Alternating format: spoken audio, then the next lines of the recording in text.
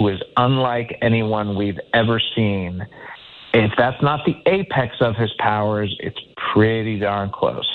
Pass, you think if they get thumped in the first round, he goes 0 for 15 with, say, 5 strikeouts, they're going to care about the 50-50 season? That's a really good question, Kevin.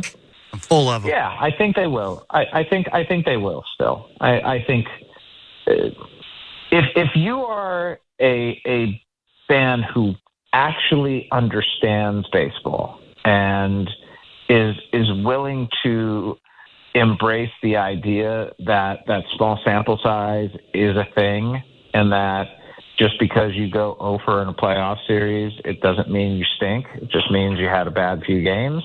I think most people will fall there, but there's a subset of people who your performance in the playoffs means everything, and I get that, because why do we play?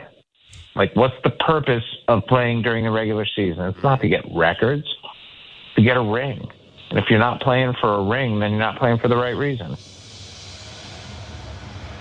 Jeff Passan with great stuff, as always, on Blair and Barker earlier today, talking about Shohei Otani and the performance of the ages yesterday, of course. Welcome back. I'm Roger Lajoie. Nick Blackmore in studio with me for a couple of minutes. We're going to take you right back shortly to Ben and Chris with the call of the game and the starting lineups. But, Nick, we just got to say one more thing about Shohei Otani. And you've been doing a lot of these baseball shows, and you've been following his career. But here's the thing. Of all the numbers and everything that's said, he had 10 RBIs, 6 hits, 5 extra base hits, 3 home runs, and 2 stolen bases in one game. Okay, there's nobody in baseball history, Nick, get this, who has done all 5 of those in their career. Never mind in one game. Nobody. So has anybody had 10 RBIs, 6 hits, 5 extra base hits, 3 homers, and 2 stolen bases at any time? What a player. Oh, what a player. Oh, what a year, really. I mean, think about it like this. And I think video game fans will understand where I'm going with this. I mean, this guy has turned into that player that we would, I guess us old guys would say cheat code, but the guy that you would enhance, put all his attributes up to like 99 to essentially just cheat the game, and while still playing on a beginner level. Never in my lifetime did I figure to see any sort of player like this. He has been incredible, and of course not pitching this year, which gives him time to concentrate on his hitting, I guess, and that's why he's become even better when you look into it. Great point the guys brought up, though, Jeff Passan afterwards, and because it is the thing, if they fail in the playoffs again, because the Dodgers are wont to do that, they usually do fail in the postseason again. You wonder if it takes anything away from this accomplishment. I say no. Regular season is the regular season. I mean, come on. And by the way, he's got 9 games left. He's probably going to be at least 55 and 55. How do you feel about people that might say, he took his talents to the valley of Chavez Ravine? I mean, he's got Betts, Freeman, Smith, all hitting behind him. It kind of helps to have that kind of love. Right? He has everything going for him there, and he had a position player pitching in the 9th inning, but 10 RBIs, and we have a stat line. I'm one of the official scorers of the Jays. Yes. When Kyle Schwarber had the Jays, we said, what a line he's got. At-bats, runs, hits, RBIs, the whole thing.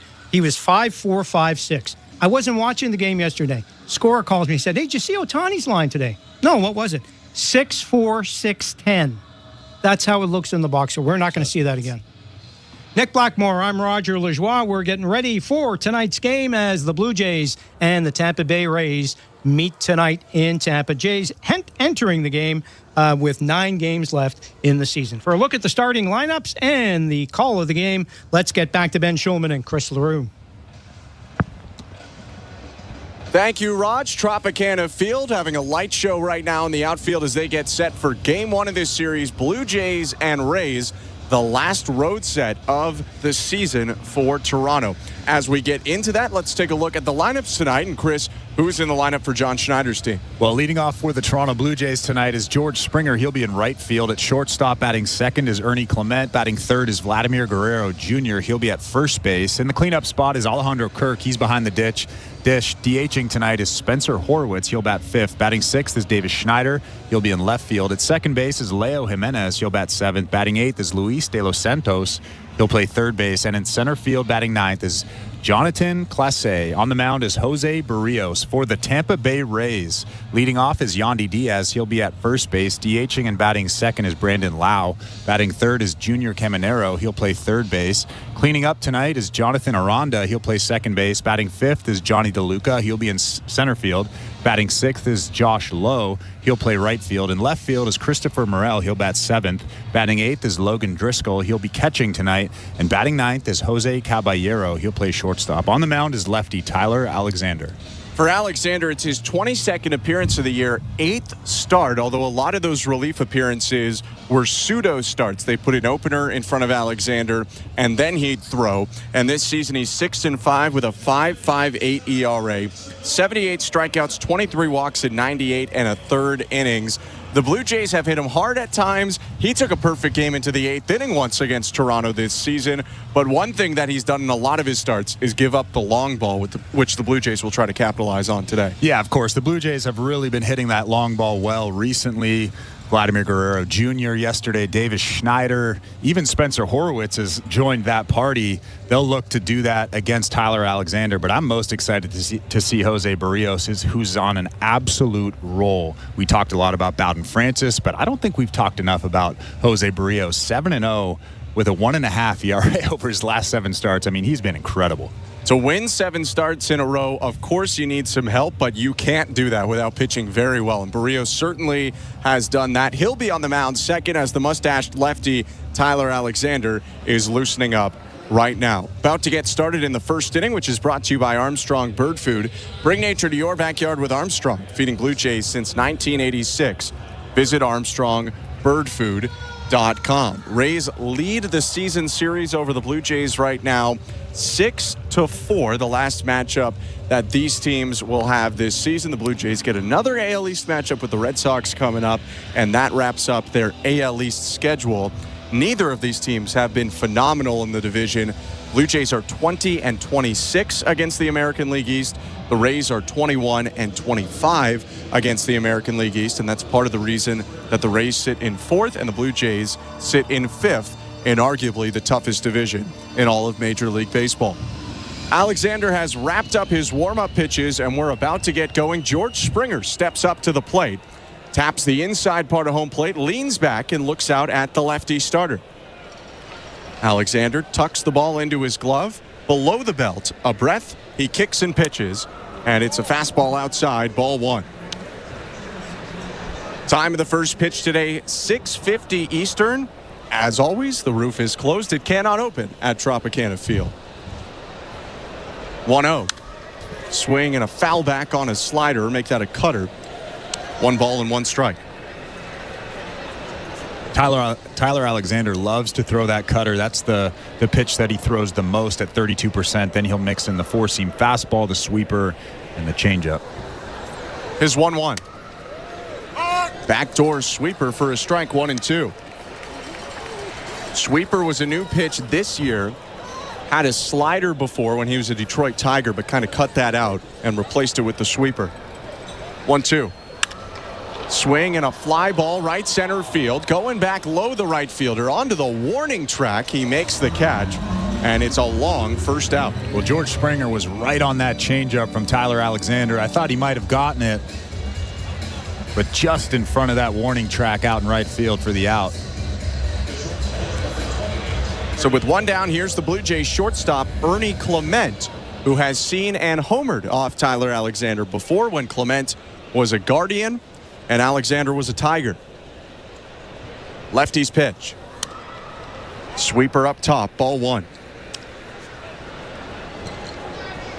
Clement's a .261 batter coming into this game in 130 games, 11 homers, 48 RBIs. 1-0 pitch, over the plate with a cutter, strike 1.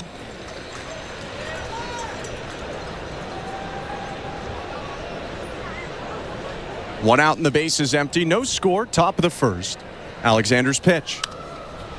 Sliced foul to the right. Kind of a half swing by Clement, but he got a piece of the change. 1-2. Well, that tells you just how good that changeup is. Really good arm action. Really good fade just at the tail end of that changeup. Ernie Clement with kind of the half-quarter swing. A little bit awkward. The 1-2.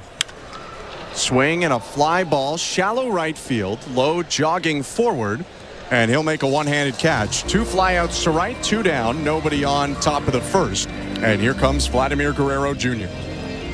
Well, I like this matchup. Tyler Alexander, not overpowering. He's one of those guys, one of the few guys in baseball now that's more of a pitcher than a thrower. 91 miles an hour with that fastball, but Vlad is very good at waiting back, especially over the last 3 or 4 months, and hammering that baseball. First pitch. Backdoor sweeper. Perfect pitch for strike 1. By the way, the home plate umpire tonight is David Rackley, Larry Vanover at first, Nate Tomlinson at second, and Derek Thomas at third. 0-1. Misses up high with a cutter. 1 ball, 1 strike. Tropicana Field, one of the more unique ballparks in baseball. 315 to the left field pole, 378 left center, 404 dead center. 1-1. Swing and a liner right center field, and down in the gap for a base hit, cut off by DeLuca. That'll limit Guerrero to a hard single, but he's aboard with 2 out. And that was actually a pretty good pitch from Tyler Alexander. It was a changeup down and away off the plate, but as we've seen so often, Vlad just waits back, sticks the bat out, and hammers it to the gap in right field. If he's going to catch Bobby Witt, he needs a couple more of those. Guerrero on first, and now Alejandro Kirk is up.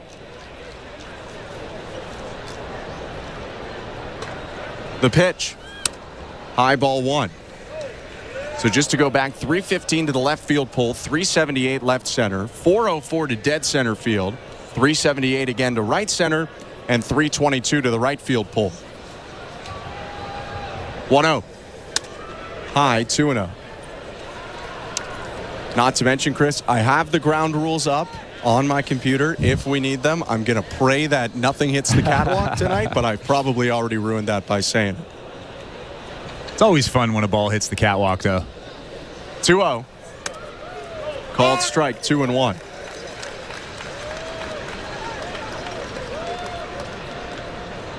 The long and short of it is it could be a home run, it could be a ball in play, it could be a foul ball. There are a lot of different options depending on if you hit the A, B, C, or D catwalk.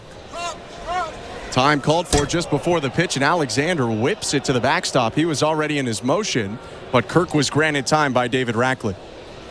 I actually like that Tyler Alexander did that. A lot of pitchers, when time is called and they're already in their motion, they'll kind of do a little half arm swing, try to hold on to the ball. But what I used to do is just throw that ball to the backstop. You don't want to risk injury. And he had a lot of space because Rackley moved out of the way, so he threw it over the catcher, Logan Driscoll, and right into the backstop. Now is 2-1. Called strike, 2-2. A healthy serving of sweepers so far in this first inning from Alexander. Guerrero on first, 2 down, no score, top of the first in the 2-2. Swing and a foul back on a fastball outside, still 2 balls, 2 strikes. Alejandro Kirk, today's catcher, batting .247 this year, 17 doubles, 5 home runs, 49 RBIs in 95 games.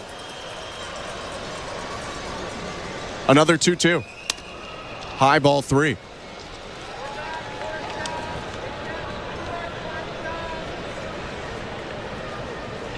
Spencer Horwitz is the on-deck hitter should this inning continue. Full count, 2 outs, so Guerrero's getting the head start from first. Payoff pitch. Outside, ball 4, no. Called strike 3 by David Rackley. Late punch out. Kirk set down, and that will end the top of the first inning. No runs, a hit, 1 left for the Blue Jays. Jose Berrios takes the mound for the first time in a scoreless game when we come back. You're listening to Blue Jays Baseball, brought to you by your local family-owned Crown Rust Control Center, streaming at sportsnet.ca and the Sportsnet Radio Network.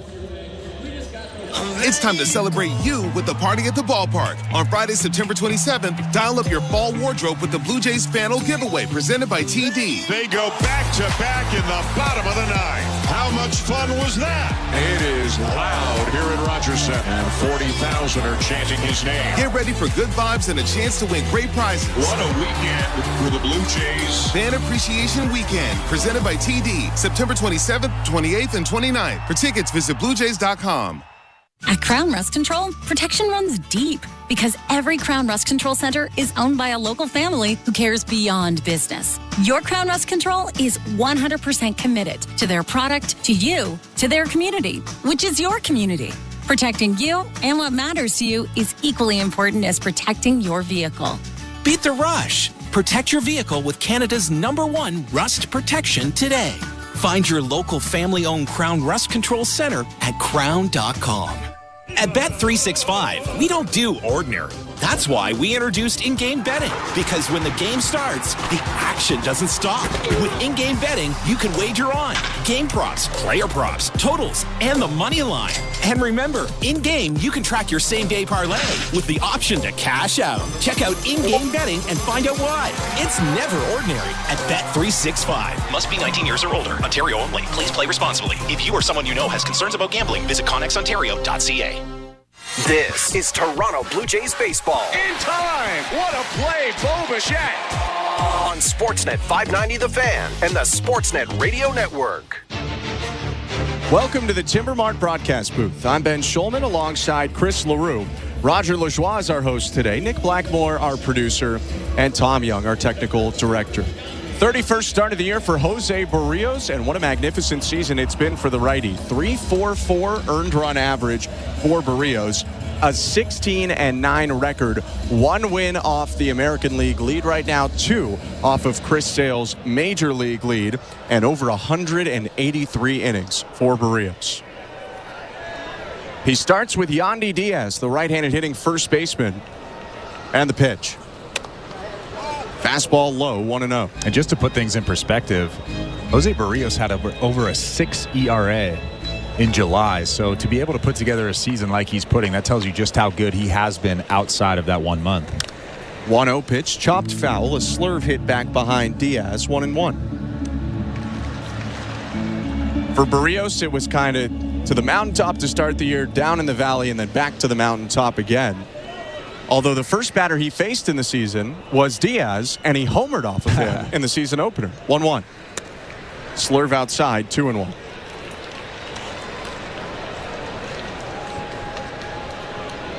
On the other side for Diaz, it's been a solid year. 283, 29 doubles, 14 homers, and 65 RBIs. 2-1. Swing and a hard liner left center field. Racing back Jonathan Clase, and he plays it off the wall. Diaz around first. He'll jog into second with his 30th double of the year. Well, that was just a fastball right down the middle, and Yandy Diaz does not miss many of those. Middle, right at about the thigh height. And Yandy Diaz hammered that thing over Clase in center field. And if you're wondering, Clase in center field, it's the Blue Jay debut for Jonathan Clase. Acquired in the Jimmy Garcia trade, he's in center tonight with Schneider in left and Springer in right. Are you excited to see what he can do? Absolutely. Runner on second, nobody out, bottom of the first, no score, and the pitch to Brandon Lau. Fastball, strike one.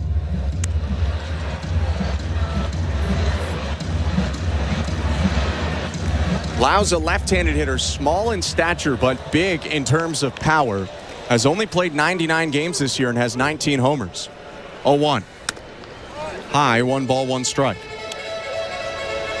Lau's wearing a really tall shin guard, almost right below that knee, all the way down to the top of his shoe. You don't really see that very often. 1-1. Swing and a fly ball, foul, 1-2. Well, for Lau, he can use all the protection that he can get. And part of the reason it might run up so high is last year he fractured his right patella after fouling a ball off of his kneecap. It doesn't quite cover the kneecap, but it's close. 1-2. Swing and a miss. Strike 3. Berrios dials it up to 94 on the four-seamer and gets Lau swinging for the first out. Well, that was a really good sequence from Jose Berrios and Alejandro Kirk. Threw that changeup down and away, a really good one, and then absolutely blew that mid-90s fastball by him. Perfectly located. Big out for Berrios as it keeps Diaz at second. No score, bottom one, and the super prospect Junior Caminero is up. The pitch. Front hip slurve, strike 1. And as it has looked over the last 7 starts or so, this stuff looks very good right now. Righty peaks at second in the 0-1. And it hit him. Or did it hit the home plate umpire? It did, and now Diaz takes off for third in the confusion and dives in there as the Blue Jays were trying to find the baseball. I think Kirk and Berrios might have thought that hit Caminero as we did. You could hear the two sounds, but rather those were the sounds of the glove of Kirk and the home plate umpire. Caminero twisted away. The ball was kind of under him or just beside him. Kirk didn't know where it was, and Diaz takes the extra base. Well, I think everybody was waiting for Caminero to kind of start going towards first base or maybe jump around in pain, but he never did. He didn't do either. So that tells you that he didn't get hit. Yandy Diaz takes third base, and here we are. Now the infield in for the Blue Jays. 1 out, no score, bottom of the first. 1-1 to Caminero. Swing and a miss at a good sinker at the bottom of the zone, 1-2. And now you're going for a strikeout. You have that run at third base. The infield is in. You want to swing and miss right here.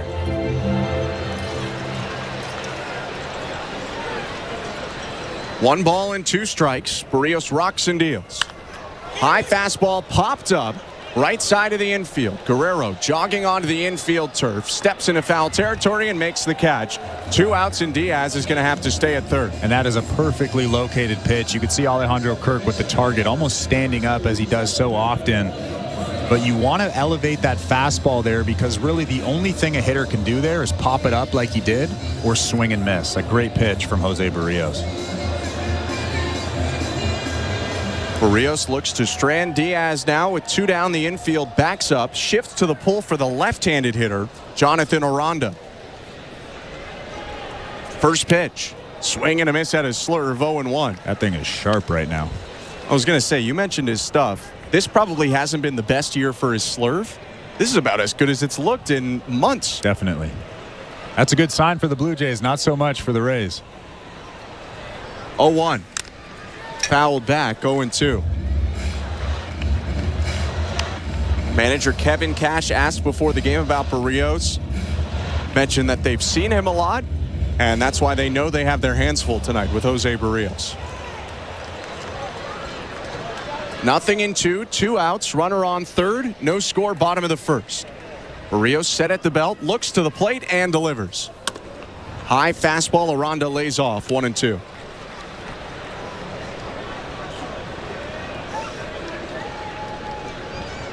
36th game of the year for Jonathan Aranda. .232 batter, 6 doubles, 3 homers. 1-2. Swing and a miss, strike 3. Got him on the slurve. A scream from Berrios as he strands the leadoff double with a pair of punch-outs and a pop-up to keep it scoreless after 1. You're listening to Blue Jays Baseball, brought to you by your local family-owned Crown Rust Control Center, streaming at sportsnet.ca and the Sportsnet Radio Network. Live American music in support of homegrown food. Welcome to Farm Aid, the concert for America. I can't wait to get on the road again. Catch a star-studded benefit concert featuring Willie Nelson, Neil Young, John Mellencamp, Dave Matthews, Margot Price, and more. Whiskey River, take my mind. Farm Aid 2024, all day tomorrow on Willie's Roadhouse, Channel 61, and Dave Matthews Band Radio, Channel 30. Sirius XM has everything a college football fan needs. He's in trouble, and down he goes. The ball comes out. All the big games are on the SiriusXM app. Down the sidelines midfield. It's a race. Picking them up. Putting them down. Plus, hear daily in-depth analysis on College Sports Radio, Channel 84. There's not a lot of holes or weaknesses on that football team, and they've got the goods where you want to have the goods for a championship caliber roster. Our experts get you ready for game day every day on SiriusXM and the SiriusXM app. You love listening to baseball. You love talking about baseball, and so do we. That's why SiriusXM has the only channel on the radio dedicated to baseball 24/7. It's MLB Network Radio, SiriusXM Channel 89. News, opinions, passionate baseball talk from former players and GMs, plus interviews with players, managers, and executives, original specials, and much, much, much more. All baseball, every day, on your radio. If you can hear me right now, you've got MLB Network Radio, SiriusXM Channel 89, and on the SiriusXM app. The Blue Jays are in flight, leading 3-0. Blue Jays fans, this is Ross Atkins, and you're listening to Blue Jays Baseball on Sirius XM.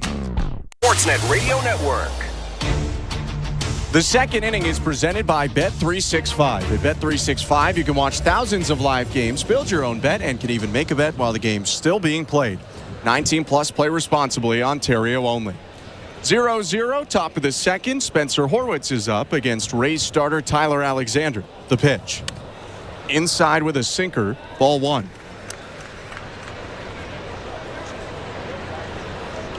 Horwitz, the DH, leads off, then Davis Schneider and Leo Jimenez this inning for the Blue Jays. 1-0. Swing and a miss at a good cutter, 1-1.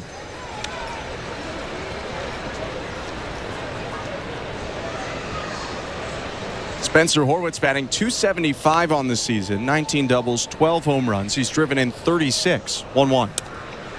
Outside 2-1. This will be the 90th game of the season for Horwitz, his 105th career.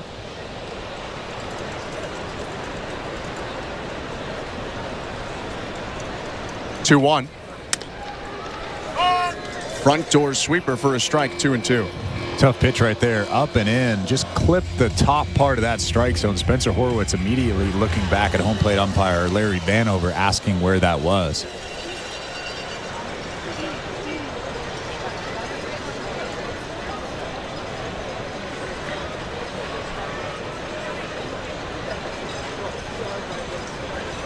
(2-2). Down and away. 3 balls and 2 strikes. And as we've seen so often from Spencer Horwitz, just another good at bat. He's about to see his 6th pitch of the AB. Payoff pitch. Swing and a hard liner foul right side. Still 3-2.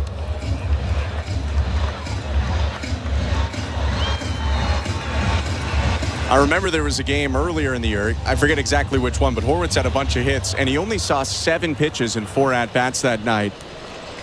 3-2. Swing and a miss, strike 3. Horwitz goes down.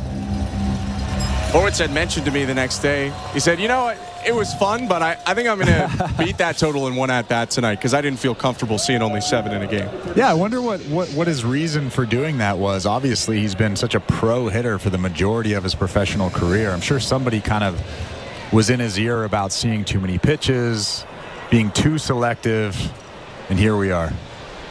Pitch now to Davis Schneider. Swing and a ground ball to third. Picked up there by Caminero. The 20-year-old throws it across the diamond to get the out. 2 quick outs here for Alexander. Your next family vacation could be courtesy of Jay's Care. Jay's Care is raffling off trips to Mexico, Disney World, and more as part of their Split the Pot raffle. You could also be one of 10 winners splitting the grand prize, which is currently over $981,000. If you're in Ontario or Nova Scotia, go to bluejays.com/5050 to get your tickets. Leo Jimenez up, and he takes a first pitch strike, 0-1. Disney World, that's your spot. I do enjoy Disney World. I was just throwing that out there. I do like it. That was just me going fishing. Hey, you were right. 0-1. High, 1 ball, 1 strike. I could go for some Space Mountain. Mm-hmm.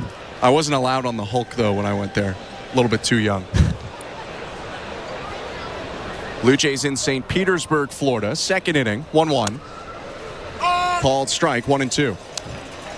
I really enjoy the downtown Disney, the free version of Disney, because you get your taste of Disney, but you're not spending whatever it is to the get other it to version Disney. is not free. It is about the exact opposite. 1-2. Swing and a fly ball, foul down the right field line, out of play. Well, I thought I'd peg you as a Disneyland guy, given your West Coast proximity. Either. I like the size of Disney World. Obviously there's way more to choose from, but the Disneyland is the original. It's where it's where Walt Disney stood and built it with his bare hands. 1-2. Swing and a miss, strike 3. How about that inning from Tyler Alexander? 1-2-3. He punches out a pair, and we quickly go to the bottom of the second. No score. You're listening to Blue Jays Baseball, brought to you by your local family-owned Crown Rust Control Center, streaming at sportsnet.ca and the Sportsnet Radio Network.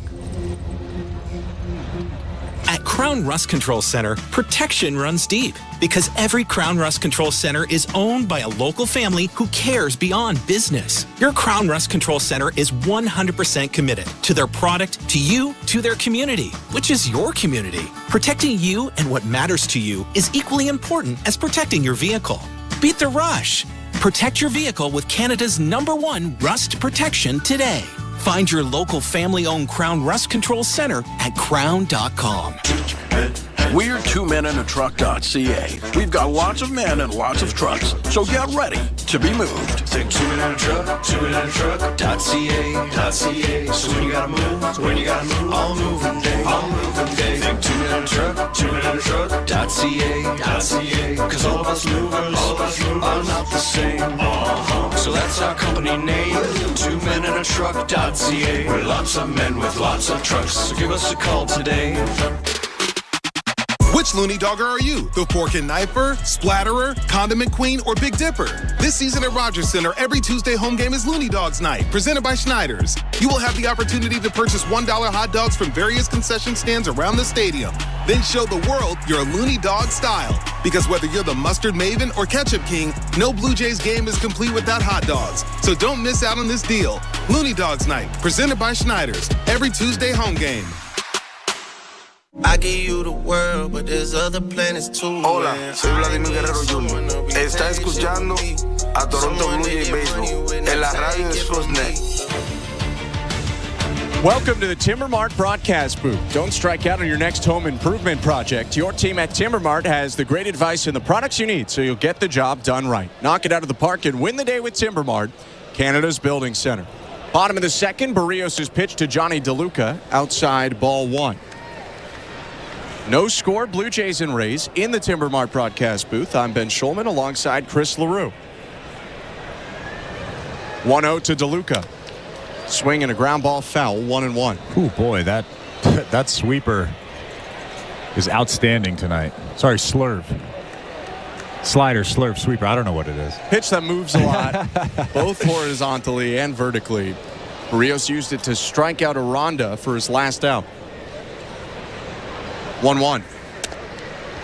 Downstairs with the sinker, 2 balls, 1 strike. So I guess the difference between the sweeper and the slurve, the sweeper has a lot of horizontal movement, east to west or west to east. The slurve has a little bit more 3 to 8 movement. Is that what it is? Yeah. 2-1 pitch is a fastball for his strike, 2-2. And a slider is really tight. That's the 3 difference. I don't know who's making money off making all these names, but I'm telling you someone is.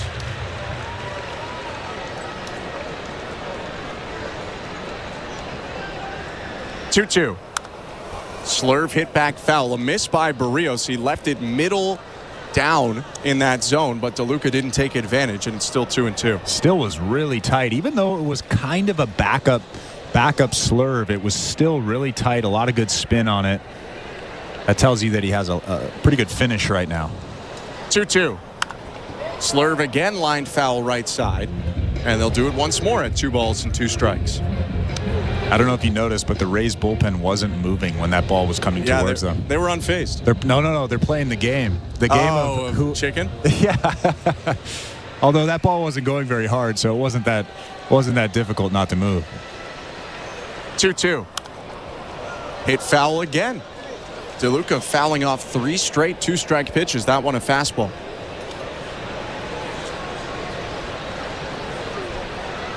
Did you ever play any chicken like that? Of course. I always lost. Yeah, I was going to say. The ball gets lined at you. What are you going to do? It's not fun. Another one from Berrios, and it's popped up Foul territory, first base side. Guerrero in the first base coach's box makes the catch. 1 out. And that was a right-on-right changeup to DeLuca. I think Jose Berrios was tired of DeLuca fouling off the slurve, fouling off the fastball. He just said, I'm going to throw that good changeup, and he threw it perfectly. Berrios has sneaky a lot of weapons between his four-seamer, cutter, sinker, slurve, and changeup. And he'll throw pretty much all of them to both sides of the plate. Faces a left-handed hitter now, Josh Lowe, in the first pitch. Fastball's outside, ball 1. I mean, you have to have really good stuff and a really good repertoire to go 7-0 with a 1.51 ERA. Pretty solid. 1-0 pitch. Called strike.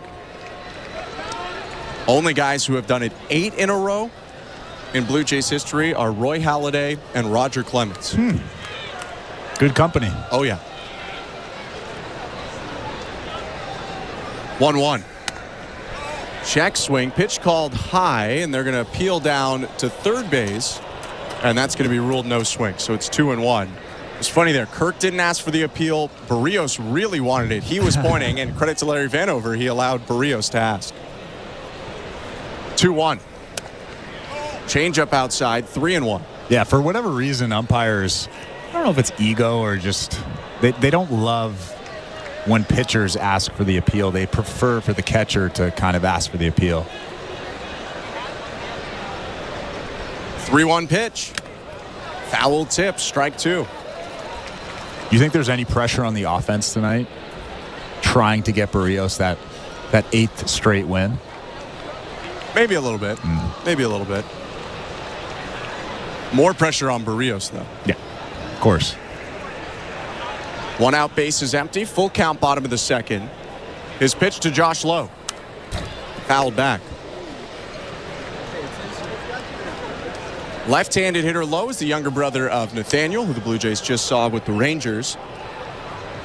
Lowe batting .242 on the year, 18 doubles and 10 home runs. Has missed some time, only 97 games played.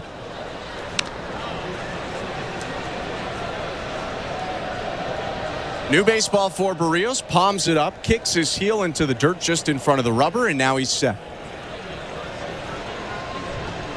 Another 3-2. Slurve hit foul. Lowe bounced it off of his right ankle, and he'll take a walk now around Alejandro Kirk and Larry Vanover.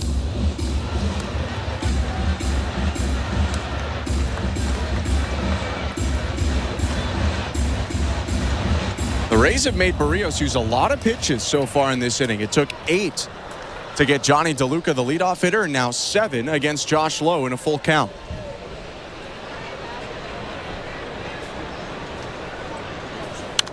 Berrios' 3-2 hit foul again. Man, they are just fouling everything off. That pitch right there, although not a great pitch, it was still down in the zone, 95 miles an hour, but Lowe doing everything in his power to stay alive. Berrios has pretty much given him the full complement, minus the cutter. 3-2. Fouled off. That time it was the cutter, and Lowe hits it foul off of that right leg again, and he'll take another lap around the home plate ump, and Alejandro Kirk and Larry Vanover's run out of baseballs. Well, after Lowe fouled that baseball off, you could see Jose Berrios laughing on the mound, kind of dumbfounded at the fact this is the second at-bat this inning, whereas he's had to throw a bunch of pitches. 33 pitches in this ball game now. And he's only allowed 1 base runner through the first 5. The leadoff double to Yandy Diaz that he stranded on third back in the first. No score, bottom of the second. 1 out and the base is empty. Berrios about to throw his 10th pitch to Josh Lowe. Here it is. Broken bat liner to left field, a base hit. Lowe won the war of attrition there, getting a 1-out single. He stands on first. And I was thinking the same thing Jose Berrios was thinking. Maybe mix in a changeup. He threw a pretty good one there. But Lowe was right on it. Kind of got it off the end of the bat, but a pretty good approach. Good 2-strike swing right there. Just drills it into left field. If you throw a guy 10 pitches and he breaks his bat, he still got a hit. I think it was probably meant to be that he's going to be on base. Jose Berrios was staring at him jokingly the whole time he was running down the first base line. Lowe now leading off first, and the pitch to Christopher Morel. Hit back foul 0-1. Morel over from the Cubs at the deadline. He was the principal piece of 3 in the Isaac Paredes deal.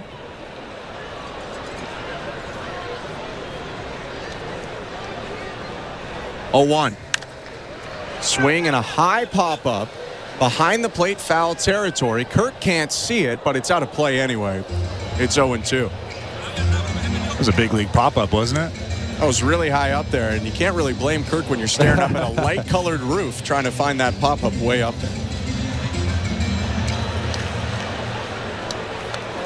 So an 0-2 count now on Morel, a right-handed hitter who's quite open in his stance. Has 2 lines of eye black under each eye, almost like cat whiskers under his eyes. 0-2. Swing and a hard ground ball. Picked up at third. No drop by De Los Santos. It's in shallow left field. Coming around second, going to third is Josh Lowe. Safe at first, Morel. And it's runners on the corners when it maybe could have been a double play. Only 1 out. Yeah, that was still a pretty tough play, though. I think it ate up De Los Santos. I thought he had a chance at it to turn 2 there, but kind of just deflected off his glove. And then you add insult to injury. Clement, who was trying to go behind him, slipped as he went backing him up. And so that ball just aimlessly rolled slowly into shallow left. And because of that, Lowe took an extra 90 feet. No error on the play. They rule it a base hit for Morel. He's on first. Lowe's on third. 1 out, and the catcher, Logan Driscoll, is up. First pitch. Fastball high, ball 1. I don't mind that ruling right there. I think that was a really tough play for De Los Santos. Like I said, it ate him up a little bit. It's a tough bounce. Ball was hit 100 miles an hour off the bat as well. De Los Santos had to shift to his left to make the play, so no error on the Blue Jay third baseman, who now plays just a little bit behind the bat.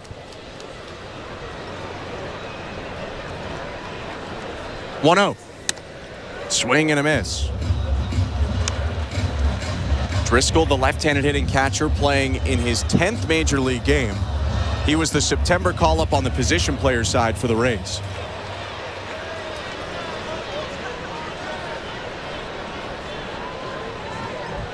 One. Changeup just low. Great take by Driscoll. 2-1. That was a really good pitch, and Alejandro Kirk did a good job bringing that baseball back up, making it look like a strike. Larry Vanover knew. Thought differently, that's for sure. Now the 2-1. Swing and a miss at another really nice change. Driscoll lost the helmet off of his head. He'll place it back on. It's 2-2.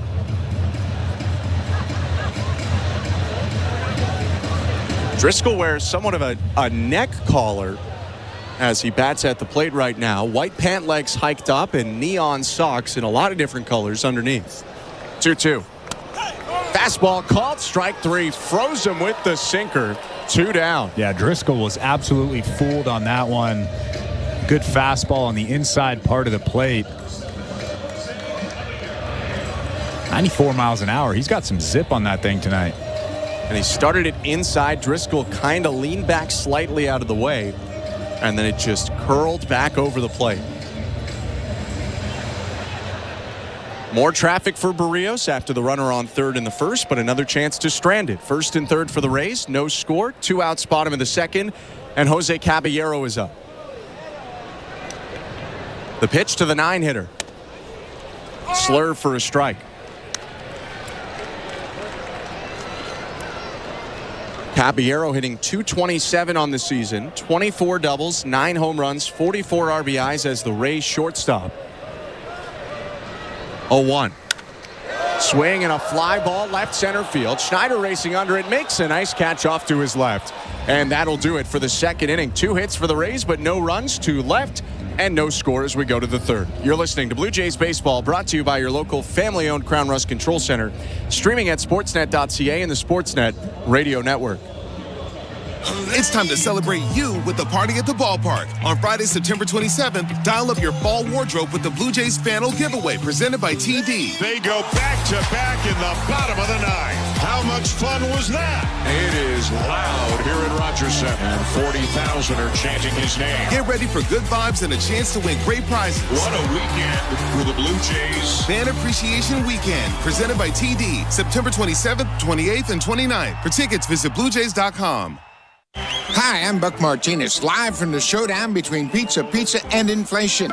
First to the plate, Pizza's big hitter, fixed rate pizza. An extra large 4-topping pizza for a fixed price of $17.99 until the end of 2024. I dare say, folks, inflation stands no chance against this all-star. Here's the delivery. And inflation strikes out. That's a swing and a drive for fixed rate pizza. Lock in yours today. Order pizza.ca. At Bet365, we don't do ordinary. That's why we introduced in-game betting. Because when the game starts, the action doesn't stop. With in-game betting, you can wager on game props, player props, totals, and the money line. And remember, in-game, you can track your same-day parlay with the option to cash out. Check out in-game betting and find out why. It's never ordinary at Bet365. Must be 19 years or older. Ontario only. Please play responsibly. If you or someone you know has concerns about gambling, visit connexontario.ca. This is Toronto Blue Jays baseball. He's at the track, at the wall. He leaps, and he made the catch. On Sportsnet 590 The Fan and the Sportsnet Radio Network. The third inning is brought to you by the local family-owned Crown Rust Control Centers in Bowmanville and Port Hope, Ontario. Protect your vehicle from rust today. Find your local family-owned Crown at crown.com, Canada's #1 rust protection. Scoreless game, Tyler Alexander deals to Luis De Los Santos, and it's a cutter on the inner third for strike one. I'm Ben Schulman next to Chris LaRue. Tyler Alexander has struck out 3 of the last 4 he's faced. His 0-1. Outside with the sweeper.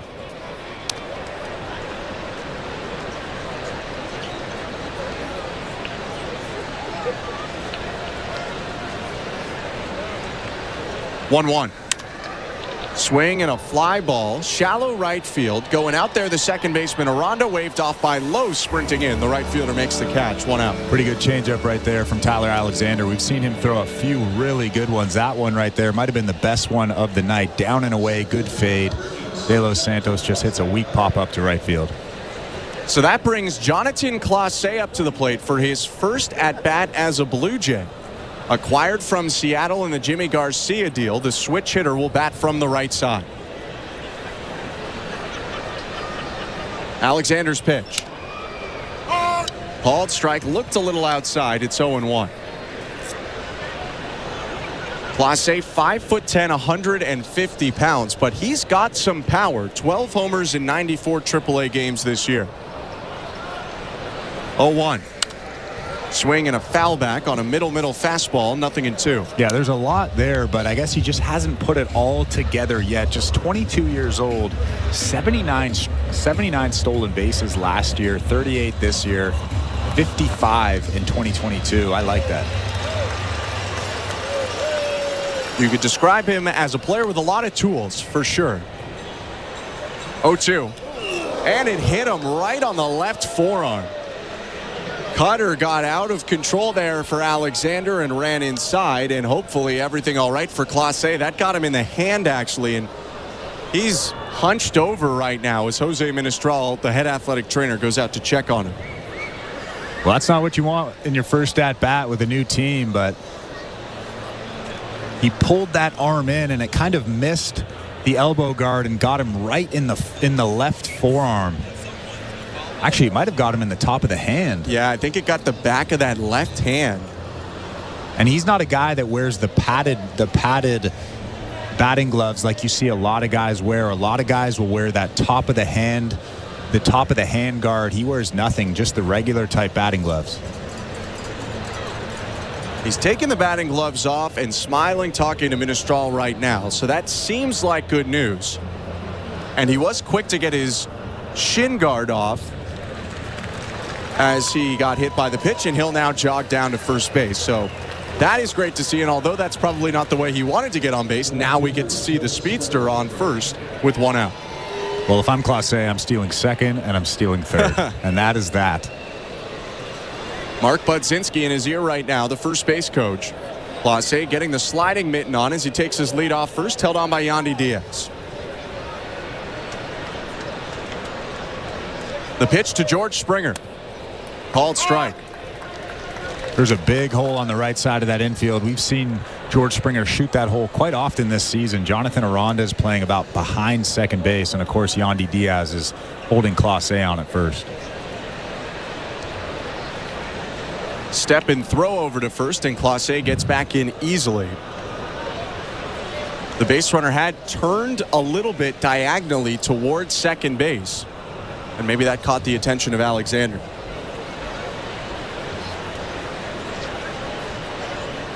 Takes off on the 0-1, and the pitch is down and away. Throw down to second, and Clase slides over the bag. He's in a rundown. He got there easily, but now they'll throw to third and get him out. He beat that by so much that he slid late, still got in there, but slid all the way through the bag. So he does steal second, but he's caught trying to go to third. Yeah, and instead of trying to get back to second base, he knew he had no chance. He just kept going to third. That's an interesting play. I don't think I've ever seen a play like that before. He glided right over that bag. 2 down now. They did call it a strike on Springer, so it's 0-2. Bases empty. And the pitch. Check swing bouncer foul. And he stole that base with ease. Yeah, not to glorify a play where he does get himself out on the base paths, but he absolutely took that one on a left-handed pitcher.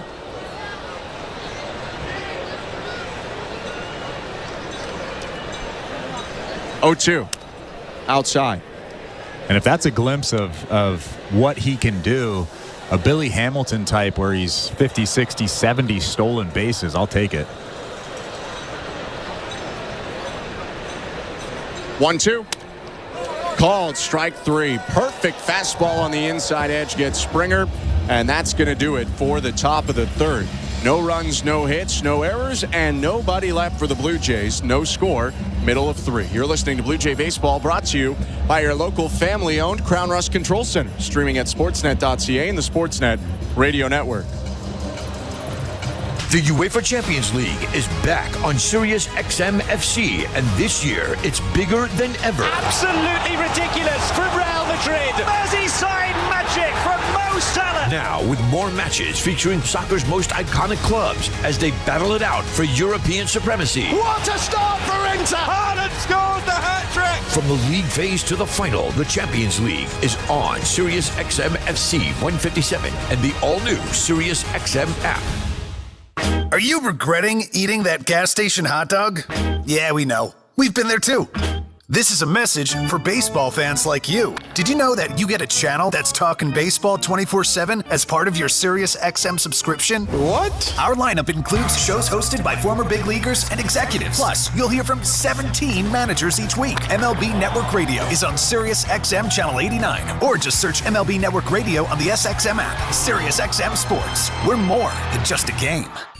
Wake up! Wake up, everybody! This is Steve Phillips from the leadoff spot on MLB Network Radio. Join me and former Major League Baseball players Eduardo Perez and Xavier Scruggs as we react to all the latest news and scores across baseball and have plenty of fun along the way. Steve, you were so right about that. I don't know if anybody else thinks we're funny, but I think we're funny. Why are you putting us or we into this? The leadoff spot, weekdays at 7 a.m. Eastern on MLB Network Radio, Channel 89, and on the Sirius XM app. 24/7, 365 coverage of all things NASCAR. All things NASCAR happens exclusively on Sirius XM NASCAR Radio, Channel 90. Welcome to the Timber Mart broadcast booth. I'm Ben Schulman alongside Chris LaRue, Roger Lajoie, our host, Nick Blackmore, our producer, Tom Young, our technical director. Scoreless game, bottom of the third. The pitch to Yandy Diaz. Slurve down and away, ball 1. Second time through the order for Jose Berrios, and he probably wanted to be a little bit cleaner. Gave up 3 hits first time through. Both of the last 2 innings, there was a runner on third with 1 out. 1-0 pitch down and away again, 2-0. Well, the only really good contact of the game so far came off the bat of Yandy Diaz. A 114-mile-per-hour double to left center for Diaz in the first.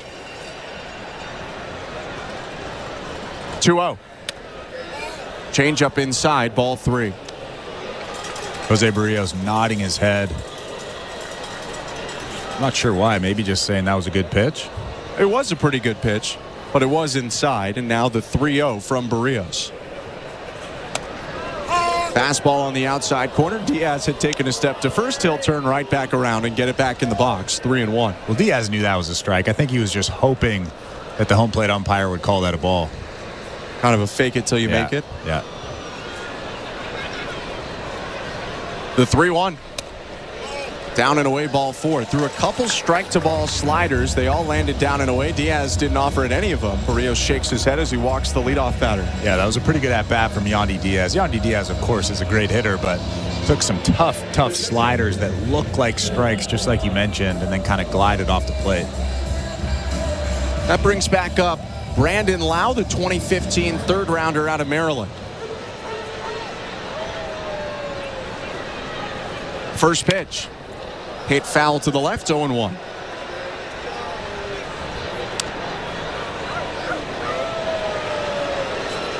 Lau has done his fair share of damage against the Blue Jays in his career. 14 career home runs against Toronto, the most of any team. 0-1. Backdoor cutter, strike 2. You don't see him go up and to the outer half with the cutter a lot. That was a pretty nasty pitch.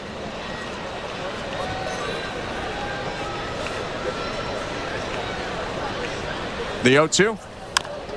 Slurve hit foul off to the right.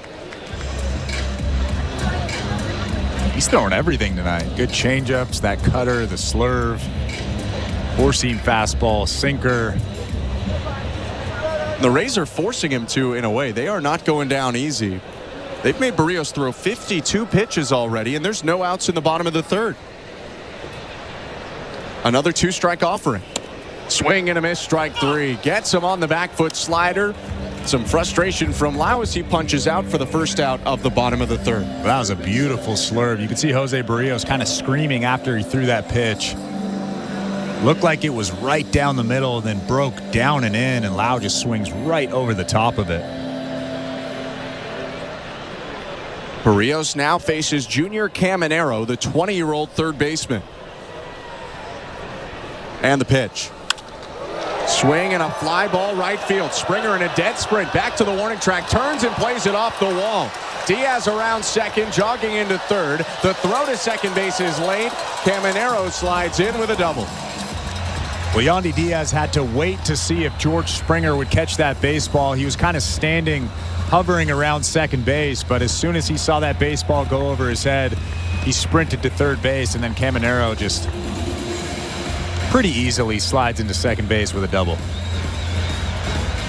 For Junior Caminero, his 8th double of the season, and Berrios is going to have to work through some trouble again for a 3rd inning in a row. There's a runner on 3rd with 1 out in this scoreless game. It's 2nd and 3rd here for the Rays in the bottom of the 3rd inning. Well, the good thing about Jose Berrios tonight is he does have strikeout stuff. In this situation, you'd love a strikeout.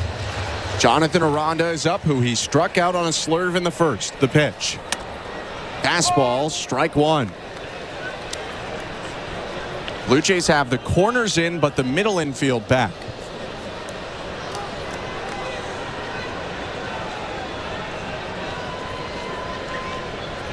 Oh, 1. Swing and a pop-up foul to the left, and Berrios with a great start gets ahead 0-2.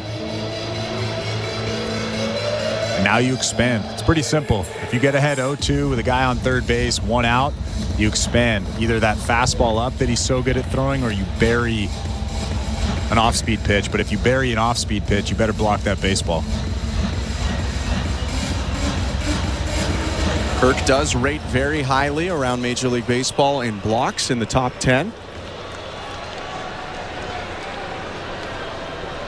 0-2. High fastball popped up and sent out of play. Kirk pointing his glove out. They hit the exact spot he wanted. They got the pop-up, but it just didn't stay within the field of play. Yeah, and that's the safe pitch, right? Because you don't risk the wild pitch aspect of burying that pitch. Second and 3rd, 1 out. Berrios is 0-2. Change-up, hit on the ground to first. Guerrero fields, throws to the plate, and they'll tag out Diaz. Yandy Diaz wasn't even in a dead sprint, it looked like, to the plate. I think he knew that he made the wrong move right when he took off. Guerrero delivers a strike to Kirk. Diaz doesn't even slide. It's a fielder's choice. The game stays scoreless, and now first and third with 2 outs. Well, Yandy Diaz was definitely going on contact there, but what a perfect play from Vladimir Guerrero Jr. Fields that ball, doesn't rush it with the runner coming directly at him. Makes a perfect throw home to get Yandy Diaz. Berrios clapping into his glove and pointing over to Guerrero after that play. And another chance here to try and strand runners. First and third for the Rays, 2 outs. And Johnny DeLuca, the center fielder, about to come up first. Alejandro Kirk is out to the mound, maybe just to give Berrios a rest. He's approaching 60 pitches, and we're in the third inning.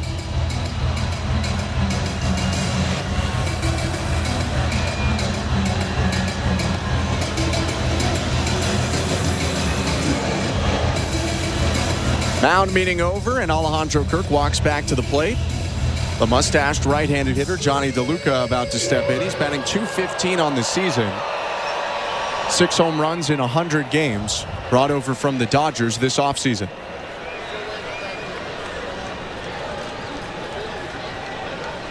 Berrios in the set, first and third, 2 down, and the pitch. Slurve waved at and missed, strike 1.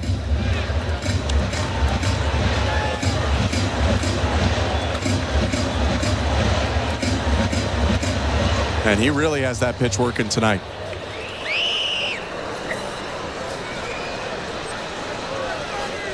Well, I think that Alejandro Kirk, when he went out to talk to Jose Berrios, he probably just said, hey, don't worry about the runners. Let's get this batter. There's 2 outs. There's no need to worry about that runner at first base. If he's going to steal, just make a good pitch. The 0-1. Another good slurve, check swing, appeal down to first. He definitely went, and that's confirmed by David Rackley, 0-2. And those are the 2 best slurves I've seen him throw tonight. So much bite, so much movement. Johnny DeLuca obviously agrees with me. And he could not hold up, even though that was the identical pitch to the one before. Now the 0-2. They go back to the slurve, and it's hit on the ground. Sliding stop, Clement at short. Throws to second, and they get the out. What a play, Ernie Clement. And the Blue Jays and Jose Berrios keep the run from scoring again. Despite a traffic jam in the first 3 innings, we go to the 4th, 0-0, Blue Jays and Rays. You're listening to Blue Jays Baseball, brought to you by your local family-owned Crown Rust Control Center, streaming at sportsnet.ca and the Sportsnet Radio Network. This week on Let's Go with Bill Belichick, Max Crosby, Peter King, and me, Jim Gray. Kansas City's 2-0. Could be 0-2. That fine line. The games are so close, so competitive that, every little single thing's important, and it's hard to determine what makes the difference. You just continually strive for that elite performance in every single area in your organization and hope that's a little better than everybody else's.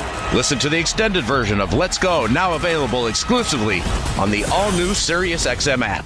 A new year in the NBA is right around the corner, and NBA Radio has you covered. Muscles it up and scoring the foul. Our experts are breaking down the entire league. That's going to be a fun team to watch. And bringing you inside the locker room. It is a must-win game. Basketball season is just weeks away, and your 24/7 home for hoops is SiriusXM NBA Radio, Channel 86, and the all-new SiriusXM app. Every night after the final out, the Round Trip Roundup brings you the scores, highlights, and analysis from every game across Major League Baseball, all in less than 30 minutes. Swung on and missed, strike 3 and a no-hitter. It's the perfect way to get caught up on all the night's biggest home runs and best performances. And a high drive, deep right center. It's the Round Trip Roundup on MLB Network Radio, every night on SiriusXM Channel 89 and every morning on the SiriusXM app. In season or out of season, the #1 place for college sports is SiriusXM College Sports Radio, Channel 84. That Radio Network. It's the fourth inning, presented by Bet365. At Bet365, you can bet live in-game on game props, totals, and the money line. Download the app and find out why it's never ordinary at Bet365. 19+, play responsibly. Ontario only. First pitch of the inning, hit on a line by Ernie Clement and into center field. And right after a heck of a defensive play at short, Clement has a first pitch single to lead off the top of the fourth in a scoreless game. Well, that's the way it normally happens. You make a great play in the infield, and you get a base hit to lead off the inning. Ernie Clement is one heck of a player. We were talking about it at the break. Maybe a little bit under-noticed or underappreciated defensively. His pitch to Vladimir Guerrero Jr. now. Tyler Alexander's pitch is inside. Ball one. Ernie Clement has 17 defensive runs saved this year. 11 at third and 6 at short. Here's the 1-0 to Guerrero. Swing and a fly ball right field. Playable for Lowe, jogging toward the foul line, makes the catch. 1 out. If you're trying to figure out who the utility Gold Glover is in the American League, I'm not going to sit here and tell you I know exactly who the best utility players are for every AL team. But you would have to imagine Clement's at least a finalist for that. I mean, I don't disagree. I've watched him play for almost 162 games now, and almost every day he does something really, really well, something to impress me, and if that's not a Gold Glover, I don't know what is. Pitch now to Alejandro Kirk with Clement on first. And it's hit in the air right field. Lowe has a busy day today. He's sprinting into foul territory, but that'll get down. It's a foul ball, and it's 0-1. There's a ton of foul territory over there. That's about, what do you think, 20 rows deep at the Rogers Center? Oh, yeah. Well, you need all that foul territory for the bullpens down the right and left field line.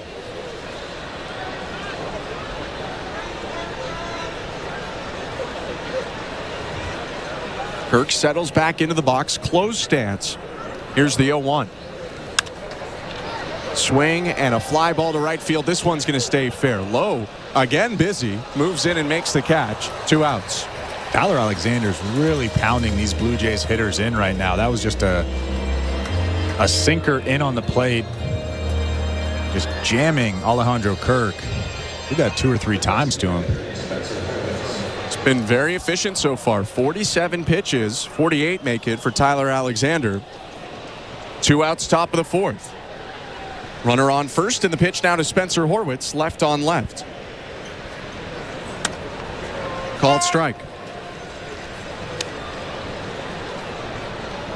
I think I know the answer, but how'd you feel about an Ernie Clement stolen base attempt right here? I like it. I always like that. Yeah. That's why I like Jonathan Clase, and I love the fact that he's on the roster now. I've been waiting ever since the Blue Jays. Oh, 1 outside, 1-1. Ever since the Blue Jays got him, I've just been waiting for a guy like that to be called up, and finally we get to see him steal a base and then slide past the base. Yeah, he did get a stolen base credited there, but he was out. 1-1.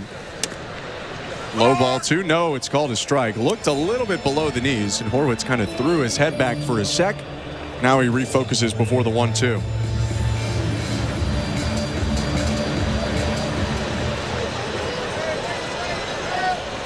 Alexander's set below the belt. He's going to step off. Yeah, if I trust anybody's body language, whether it's a ball or a strike, I think it's Spencer Horwitz. Yeah. I definitely don't trust Vlad.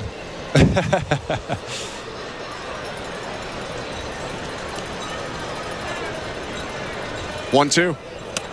Swing and a miss, strike 3. Got him on a great sweeper, and after the leadoff single, nothing else for the Blue Jays. 0-0, middle of the fourth. You're listening to Blue Jays Baseball, brought to you by your local family-owned Crown Rust Control Center, streaming at sportsnet.ca and the Sportsnet Radio Network. We're 2 men in a truck, the movers who care. You never know when cardiac arrest can happen. That's why each and every one of our trucks carries a life-saving Mikey defibrillator as part of our Mikey on Board program. Whether we're on the highway or in front of your house, we're prepared to help anyone whose heart may skip a beat. The Mikey Network has saved many lives, making Mikeys accessible to the public. And now they're on board our trucks. We're 2 men in a truck. 2 men and a truck, the movers who care. At Crown Rust Control, protection runs deep because every Crown Rust Control Center is owned by a local family who cares beyond business. Your Crown Rust Control is 100% committed to their product, to you, to their community, which is your community. Protecting you and what matters to you is equally important as protecting your vehicle. Beat the rush. Protect your vehicle with Canada's #1 rust protection today. Find your local family-owned Crown Rust Control Center at crown.com. At Bet365, we don't do ordinary. That's why we introduced in-game betting. Because when the game starts, the action doesn't stop. With in-game betting, you can wager on game props, player props, totals, and the money line. And remember, in-game, you can track your same-day parlay with the option to cash out. Check out in-game betting and find out why. It's never ordinary at Bet365. Must be 19 years or older. Ontario only. Please play responsibly. If you or someone you know has concerns about gambling, visit connexontario.ca. Everywhere you look. Hey, this is Eric Swanson. You're listening to Toronto Blue Jays baseball on the Sportsnet Radio Network. Big time in a small town. Home half of the fourth inning at Tropicana Field. The Blue Jays and the Rays are scoreless in this first game of 3. Thanks for joining us today. I'm Ben Schulman. To my left is Chris LaRue. And Jose Berrios, I said this last inning, but I'll say it again. He's looking for a quieter fourth here after stranding 5 runners in the first 3 innings. He gets 6, 7, 8, starting with Josh Lowe. And the pitch from Berrios. Slurve for strike 1. Yeah, Berrios has had a lot of traffic, a lot of high-stress pitches. He needs a 3-up, 3-down inning. 0-1. Swing and a miss at a high cutter, 0-2.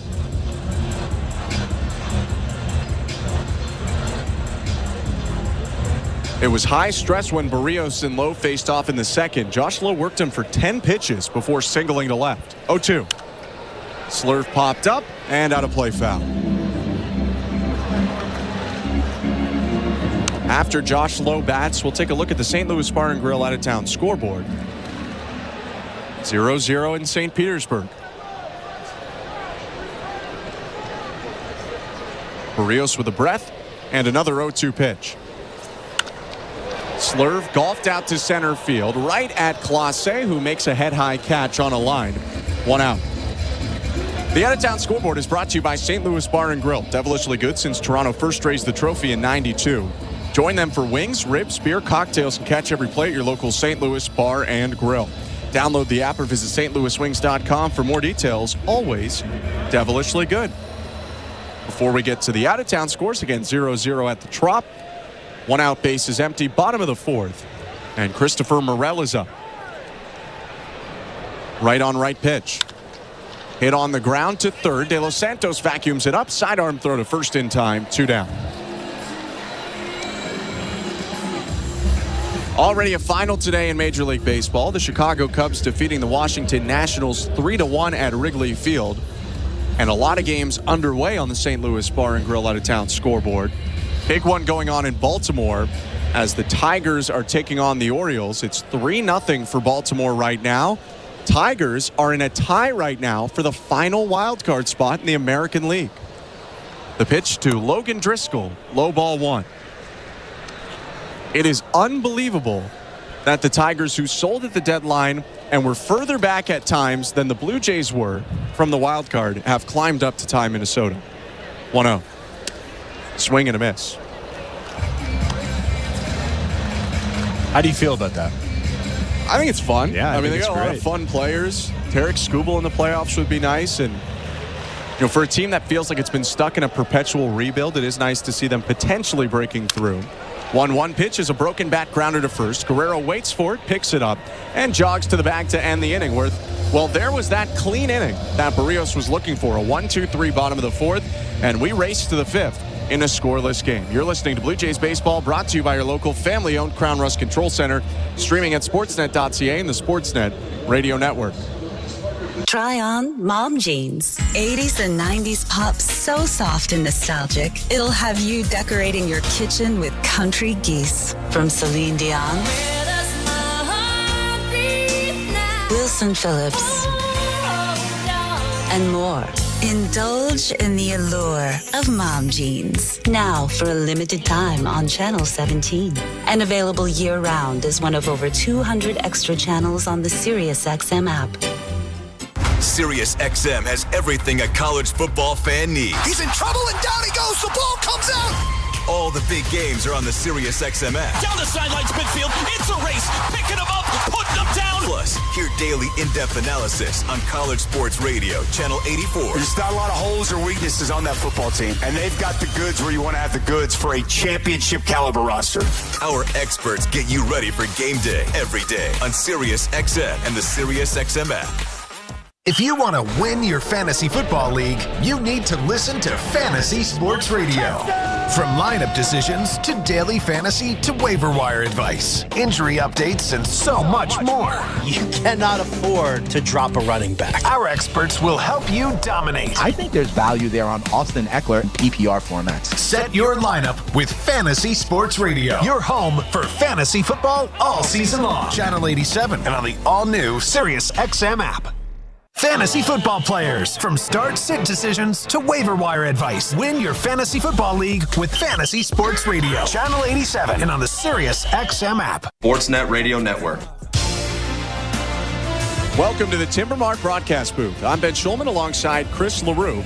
No score, Blue Jays and Rays as we go to the fifth. Davis Schneider, Leo Jimenez, Luis De Los Santos will hit this inning against the lefty starter Tyler Alexander. The pitch. Inside, ball one. We are tied, but I don't know about you, Chris. It doesn't really feel that way. It feels like the Rays are winning this game. They've had so much traffic, and the Blue Jays have had so little. 1-0 pitch is hit in the air, foul right side, 1-1. Yeah, like we've talked about so many times tonight already, Jose Berrios has very good stuff tonight. And it's almost like whenever somebody gets to second base, whenever somebody gets into scoring position, or especially third base, he absolutely locks in. 1-1. Swing and a miss, 1-2. But again, those are those high-stress pitches. They put a lot of stress on your body. You can, generally speaking, take that pitch count from 100 to about 85 if all of his pitches are high stress. 1-2, down and in. 2 balls, 2 strikes. And then you flip it over to the other side. And Tyler Alexander hasn't really dealt with much stress at all. Technically, the Blue Jays had a runner on second in Jonathan Clase, but he slid over second, stealing the base, and was tagged out right after. 2-2. High ball 3. One of the weirder things I've seen in a while. Oh, yeah. Yeah, it looked like a slip and slide to second base. And it wasn't just a little bit. He went way past the base. 3-2. High ball 4. Nice walk from Schneider to start the fifth.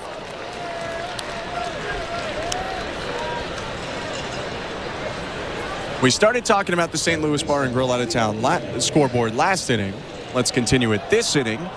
Boston Red Sox and Minnesota Twins are playing in a game that also has big implications on the final American League wildcard spot. First, Leo Jimenez up. Alexander from the stretch looks at first and delivers. High ball 1. Twins tied with the Tigers for that final spot. And the Twins and Red Sox are scoreless right now in the bottom of the third. Just a scary play for Red Sox left fielder Jarren Duran, who got his arm stuck a little bit in the hand-operated scoreboard at the Green Monster. 1-0 pitch, and it hit Leo Jimenez on the arm. Unbelievable. It's the 16th time for Jimenez in 57 games that he's been hit by a pitch. He's crunched over, holding his left hand right now as Jose Ministral goes to check on him. And like we've talked about so many times, he doesn't do anything out of the ordinary. Kind of brought that bat down there a little bit, but that's a tough place to get hit right on the side of the wrist. He does have a little bit of padding on top of that hand. He has some wrist padding, but you could tell he's in a little bit of pain right now. And yeah, and that's not him diving out as much as he was just starting to swing. So his hands were coming forward, and then he had to bring them back. And there's no one in Major League Baseball who has been hit by more pitches since June 26th than Leo Jimenez. His 16 lead the majors. Nathan Lucas is kind of stretching in that dugout, getting loose just a little bit, just in case. That would be probably Lucas into left and Schneider into second, but we don't have to worry about that because Leo Jimenez jogs down to first. Davis Schneider moves up to second base, And not the way they wanted it to happen, but the Blue Jays do have first and second now, nobody out.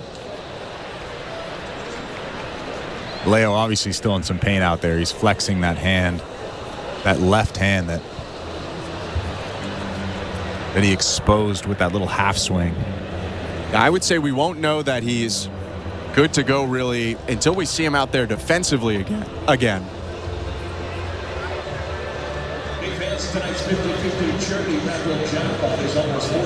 He's remaining on right now. Going to be a mound meeting from Kyle Snyder, the pitching coach for the Rays. So we'll go back to the St. Louis Bar and Grill out-of-town scoreboard.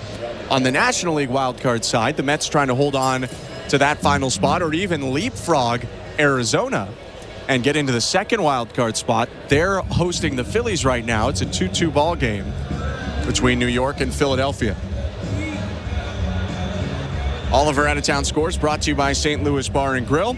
Mound meeting over. Luis De Los Santos coming up to the plate in potentially a sacrifice situation. First and second, nobody out. No score, top of the fifth. Corners are in for the Rays. De Los Santos batting from the right side. And the pitch. Didn't show bunt. It missed outside, 1-0. Well, that doesn't mean that he's not going to try to sacrifice here, but as we've seen over the last couple of years, John Schneider does not love small ball. Or at least bunting. 1-0. Called strike. For De Los Santos, little experience in his 8-year professional career bunting, 9 sacrifices total, all of them 2019 or before. 1-1. Fouled off to the right, a changeup that darted down and away, 1-2.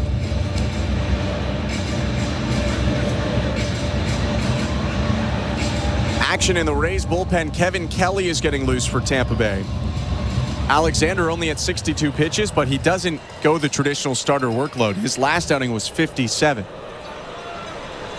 His 1-2. Swing and a foul off to the right. Good job by De Los Santos, just fighting to stay alive. A good fastball up and away. Might have been just outside of that strike zone, but De Los Santos just fouls it to the right side.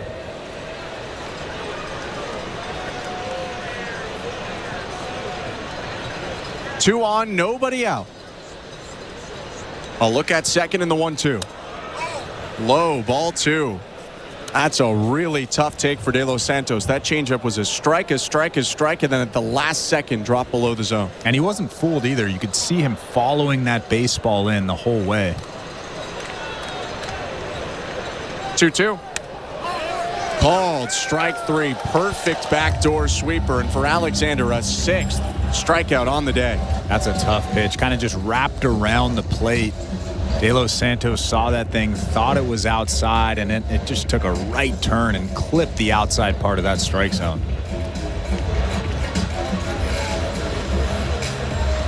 Big out there for Alexander, and the last out that he will get on the day. He's going to be taken out of this ball game before Jonathan Clase is due to hit for the Blue Jays. No score, 2 on, 1 out, top of the 5th. Let's go back to baseball control.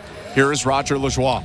And thanks very much, Ben and Chris. So, let's take another look at that as St. Louis Bar and Grill out-of-town scoreboard. And it's a busy night and some important games. As Ben was telling you, the Baltimore Orioles lead the Tigers 3-0, middle of the 4th. Significant game here. Obviously, the Tigers enter tonight tied with the Minnesota Twins for the last spot in the AL wildcard. Orioles put a 2-spot up in the first, added a single run in the second. 3-0. They're going to the bottom of the 4th now in Baltimore. Minnesota and Boston at Fenway Park scoreless. They're headed to the top of the 4th. Tight defensive battle there, obviously. And again, the Twins, 80-73, as are the Tigers, heading into tonight's play. So those are the two games really bear watching. National League has some important wild card games as well. The Phillies have just tied up the New York Mets 2-2 in New York. They're in the bottom of the 3rd. And again, the Mets trying to stay 2 games up on Atlanta for that final playoff spot. And speaking of Atlanta, they are trailing the Miami Marlins, who, of course, took it on the chin from the Dodgers and Shohei Otani the other day. 3-1, Marlins leading the Braves. Miami had 3 runs in the first inning. They're now playing in the top of the 3rd. Earlier today, Chicago beat Washington 3-1. Another game in progress in the National League. Big night for Tyler Stevenson so far. His 19th homer and 5 RBIs total have the Cincinnati Reds up on Pittsburgh 8-0. 19 homers for Stevenson. India also homered for the Reds, his 15th of the season. Other games tonight in the American League. Seattle is at Texas. The Angels are in Houston. San Francisco is at Kansas City. That's a playoff implication game as well for the Royals. Arizona and Milwaukee. Cleveland at St. Louis. Later start Chicago at San Diego. Yankees at Oakland. And Colorado at Los Angeles. Blue Jays Baseball is brought to you by your local family-owned Crown Rust Control Center. Back to Ben and Chris. Thank you, Raj. Kevin Kelly in, and he delivers a first pitch strike to Jonathan Clase, 0-1. Switch hitter turned around left. First and second for the Blue Jays. One out, top of the 5th. No score in the game, and the sidearm pitch is hit on the ground. Foul. 0-2. And now we get to see Clase's 2-strike approach. Big run standing out on first and second base. Clase with his first big at-bat as a Blue Jay. Played 19 games with the Mariners this year at the major league level, mostly in AAA, split between Tacoma and Buffalo.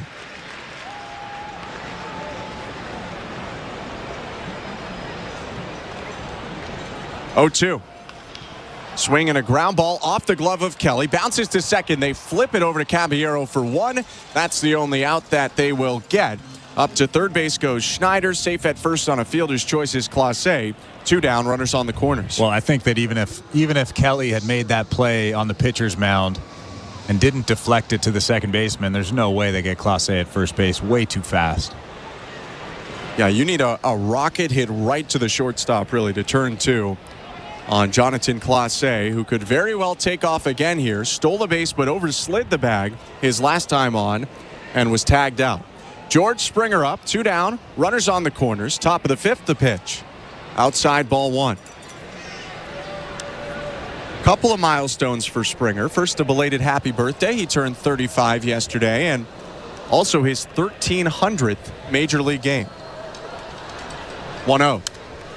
Swing and a foul off, 1-1. That is a lot of baseball. It is a lot.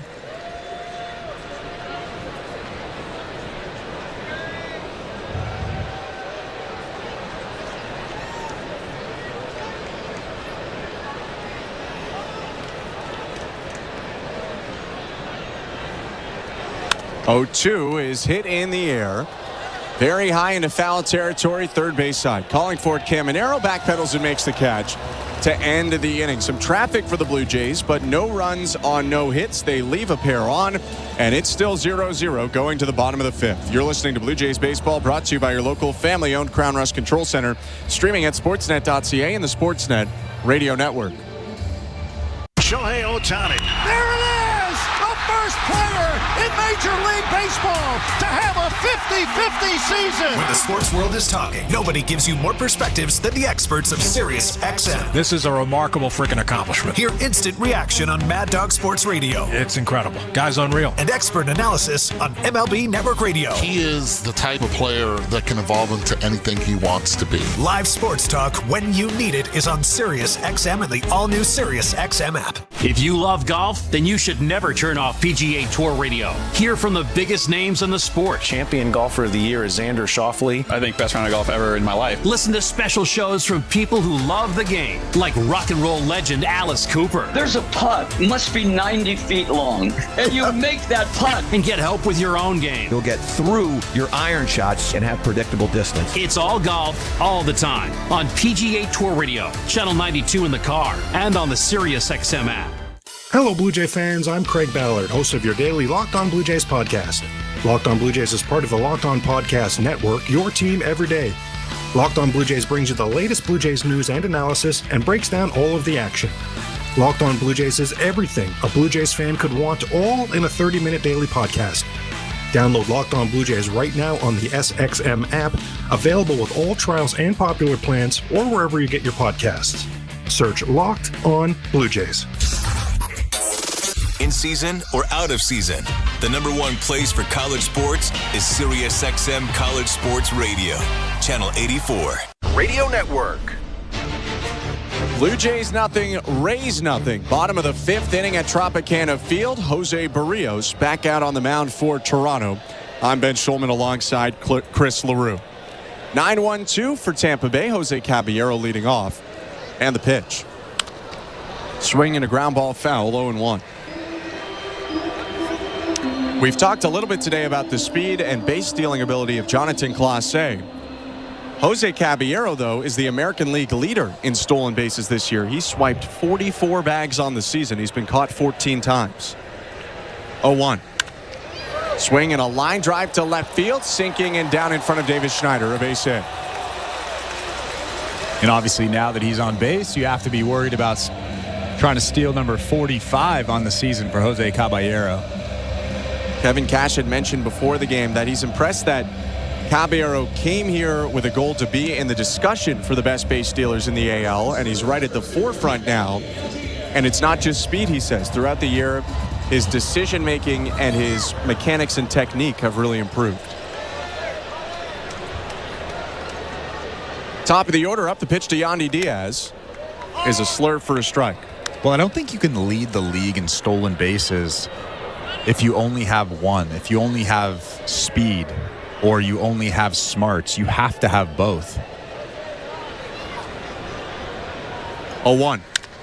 Slurve hit on the ground is short. Clement picks it up, flips the second one. Over to first, double play.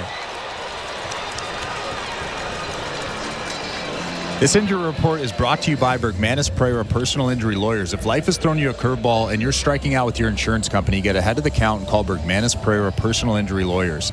You focus on getting better, and Bergmanis Pereira will take care of the rest. Visit bplawyers.ca. After a very animated Jose Berrios celebrates a double play, we will try to get through the injury report. There's a lot today. 2 outs, bottom of the 5th. Brandon Lau is up. No score, Blue Jays and Rays. Berrios with a breath, and now the pitch. Outside, ball 1. We'll start with Will Wagner, who John Schneider said today had successful surgery on his left knee. It was a scope for Wagner. He's going to meet the team when they're back in Toronto after the weekend. 1-0. Foul tip. 1-1. Dalton Varsho set to have rotator cuff surgery on that right shoulder. We'll have it with Dr. Keith Meister in Texas on Monday. Then he'll meet the team a few days after that. And they said it's not 100% that Varsho will be delayed into spring. They just don't know right now. 1-1 pitch is hammered by Lau down the right field line, but it's slicing and foul. 1-2. So it's rotator cuff, not labrum. Rotator cuff. I misspoke yesterday. Okay. All right. Rotator cuff for Varsho, and not guaranteed that he misses some of spring, but still a possibility. Bo Bichette is going to Arizona on Tuesdays with the team right now. He's going to see a hand specialist there to deal with that broken right middle finger. And Kevin Gausman is feeling better today after leaving 5 innings into his no-hit start yesterday with back tightness or back stiffness. They're monitoring him day to day for his next start. 1-2. High, 2 balls, 2 strikes. Well, Ben, you were not kidding. And that's all I got, Chris. I don't have anything more than that. That's it, huh?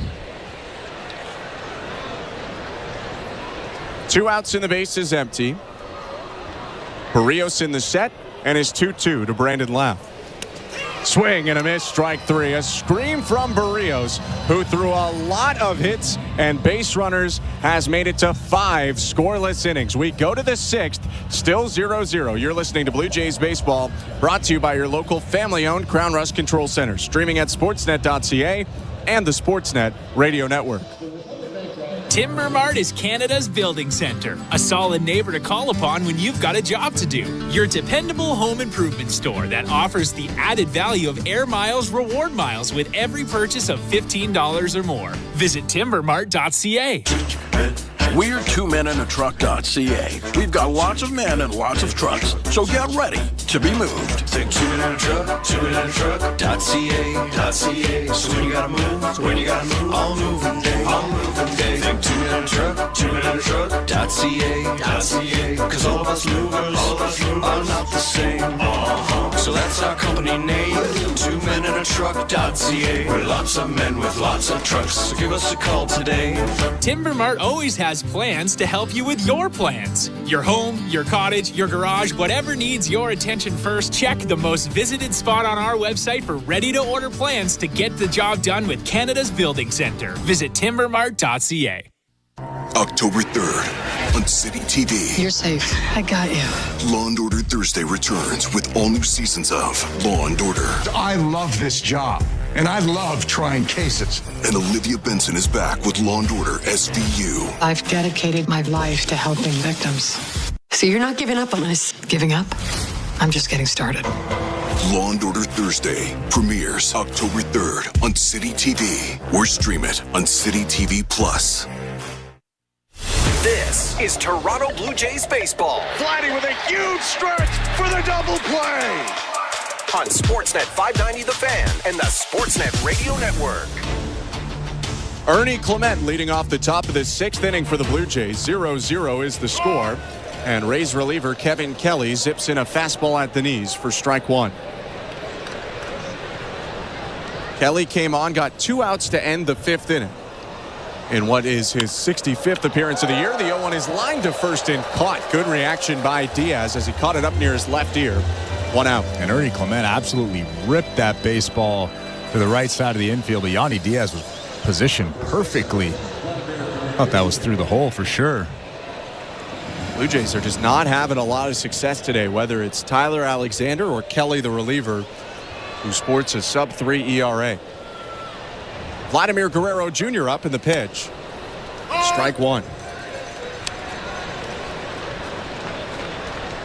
Kelly's a sinker sweeper guy, will throw a cutter and a 4-seamer at times.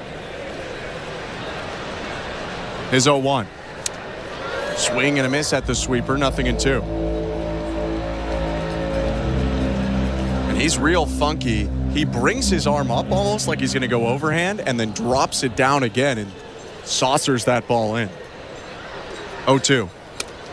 Outside with the sweeper, 1-2. Yeah, and he doesn't have overpowering stuff. It's just really, really funky, like you said. Every bullpen needs a guy like that. 19th rounder from James Madison University. Picked by Cleveland in 2018. 1-2. Guerrero hits it foul off to the right.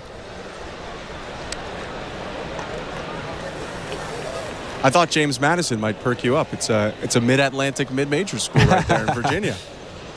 I've overdone it on the mid-majors this season. Never played James Madison? Probably. It's a Virginia school. Yeah. So Virginia, North Carolina, South Carolina. We played all those mid-majors. 1-2 to Vlad. Swing and a foul back, still 1-2.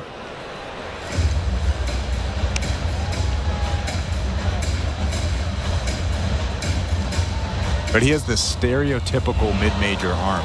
Not overpowering stuff, a little bit of funk, has a little bit of command. 1-2. Called strike 3. Guerrero jumping around. That pitch did appear low, and so did strike 1 in that at-bat.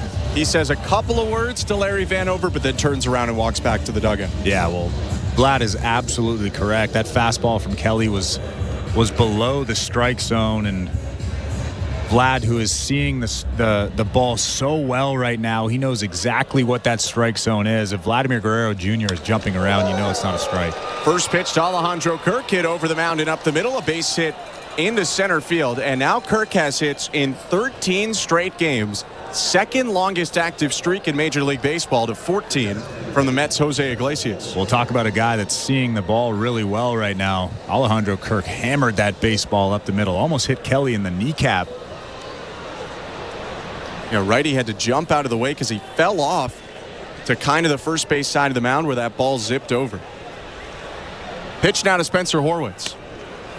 Check swing, strike 1.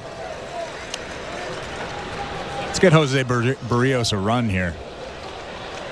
Berrios has worked his way through 5 innings despite 6 hits and 5 left on base. He hasn't allowed a run. 0-1. Swing and a foul back, 0-2. I'm more worried about that win streak. 7 games in a row. He's 7-0 in his last 7 games. Incredible. 1.5 ERA for Berrios. He and Bowden Francis have been at the forefront of Blue Jays starters leading the majors in ERA since August 4th, 271. Horwitz now asks for time before the 0-2. He'll take a practice swing and step back in. 0-0, 2 outs. Kirk on first, top of the 6th. Right on left pitch from Kevin Kelly. Way high, ball 1.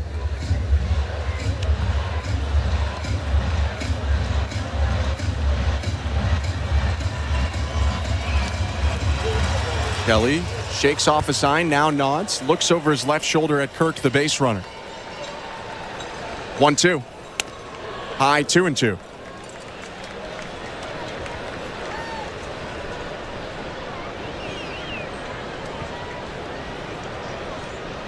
It's been a rare off night so far for Horwitz, 0 for 2 with a pair of strikeouts, but he still made these pitchers work. 2-2. Swing and a foul ball sent down the left field line. He stays alive. Even though he's struggling tonight, he's still seeing a ton of pitches. That fastball right there just off the plate. Spencer Horwitz does a good job just fouling it off, staying alive.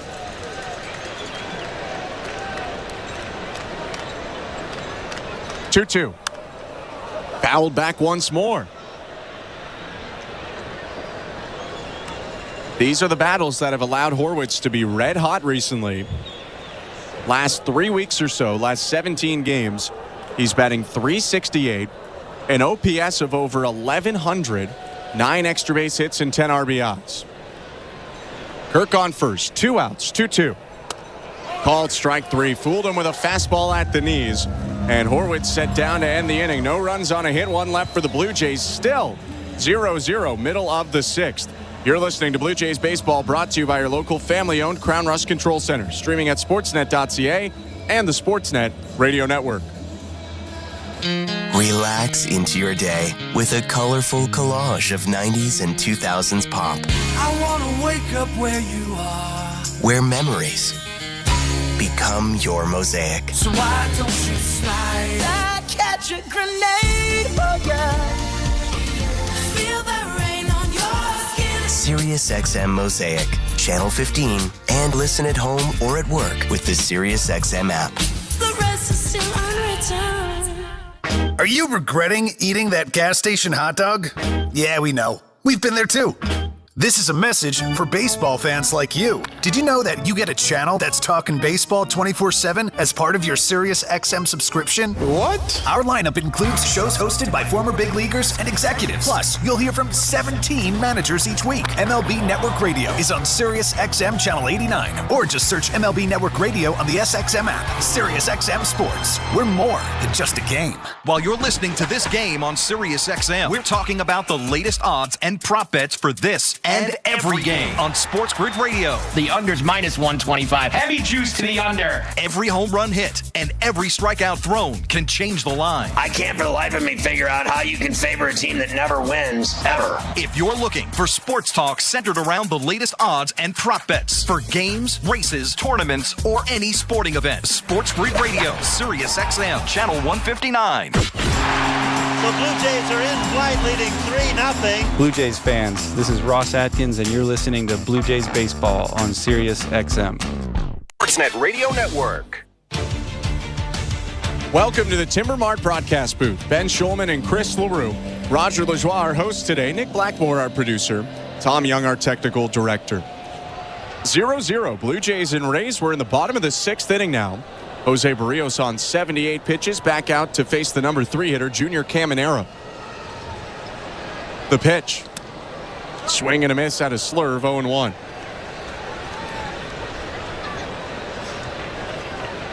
Good day so far for one of the top prospects in baseball, Caminero. 1 for 2 with a double.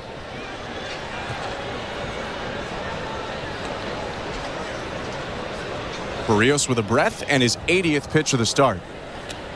Swing and a miss at another slurve down and away. Not even close to the zone, 0-2. Yeah, that was a wild swing from Caminero. That tells you just how good that slider is. Slurve.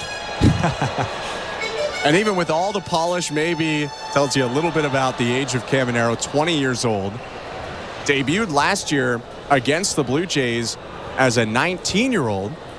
Walked in his first plate appearance and got a hit in his first at-bat off of Hyunjin Ryu.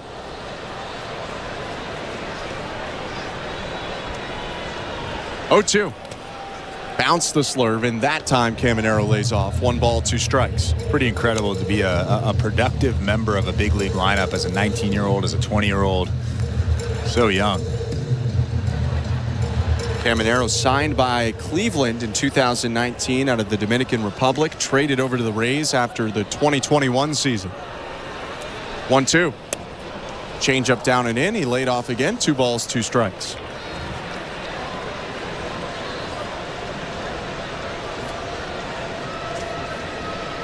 You might have seen Caminero up earlier this year, but he had 2 different quad injuries at the outset of the season.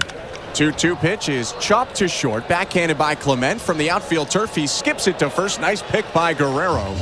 Squeezed it right near his left hip, and that's the first out. Yeah, that was a really tough hop. Not really a long hop, not a short hop, but Vladimir Guerrero Jr. continues to play really well over there.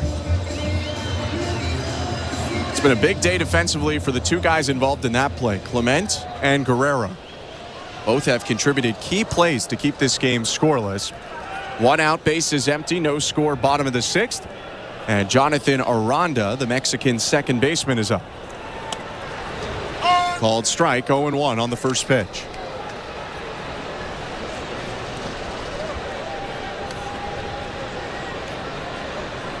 Couple different players from Mexico around the plate right now, with Aranda hitting and Alejandro Kirk behind the plate.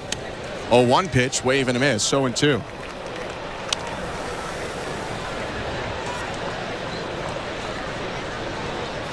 Aranda played for the World Baseball Classic team for Mexico in 2023 also, that went to the semifinal and lost to Japan, the eventual champion.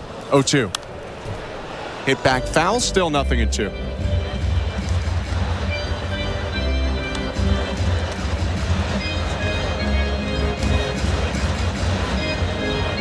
Pink batting gloves and a pink elbow protector for Aranda. He looks out at Berrios, the 0-2. Bounce the changeup in front of the plate. And you can see the frustration from Jose Berrios. As soon as that ball hit the ground, he kind of looked down to the ground, kind of waved his arm. Disappointed that he wasted that pitch right there. Now at 87 pitches on the ball game. This could very well be his last inning. He's pitched high stress, like you mentioned earlier, a lot. Here's his 1-2. It's a slurve hit high in the air, right field indeed. Springer going back, runs out of room. That ball is gone. Really, for the first time tonight, he hung the slurve, and Aranda makes him pay.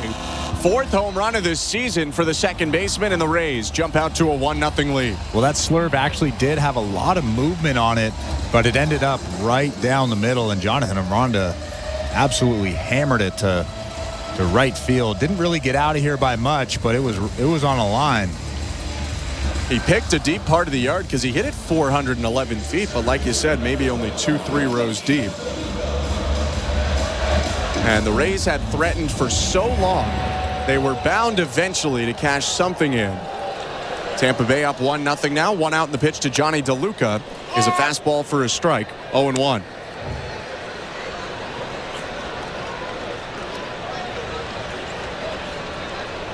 Rays out hitting the Blue Jays 6-3 in the game. Now up 1-0. 0-1. Slurve just missed up and in. Ball 1.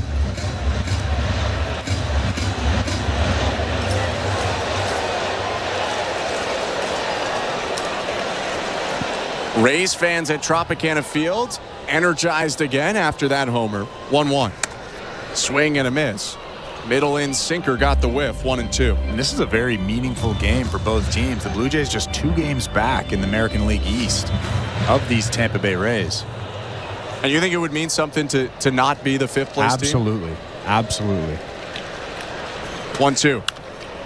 Swing and a liner, foul. You never want to finish in the basement, right? It's true.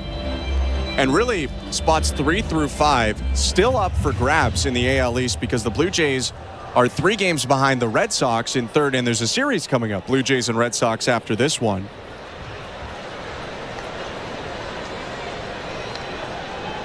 One-two pitch. Swing and a miss, strike 3. Bounces the slurve down and away, and a bit of a frustrated yell from Berrios, who executes that slurve correctly after the other one was hit out of the yard. But it's a nice strikeout there, 2 down in the bottom of the 6th. Yeah, he threw that pitch, and he knew immediately that that's the location, that's the break that he should have had on that 2-strike pitch to Aranda. A little bit of frustration right there from Jose Berrios. 2 down, bases empty. Josh Lowe is coming up to the plate. 1 for 2 with a single and a lineout. First pitch fastball hit foul to the left, 0-1. Speaking of the Red Sox, on the St. Louis Bar and Grill out-of-town scoreboard, Boston with a 1-0 lead on Minnesota at Fenway. And it's Trevor Story who knocked in the run for the Red Sox in just his 20th game of the year. 0-1 pitch. Called strike, 0-2. All of our out-of-town scores brought to you by St. Louis Bar and Grill. 1-0 Rays, bottom of the 6th. 2 outs and nobody on.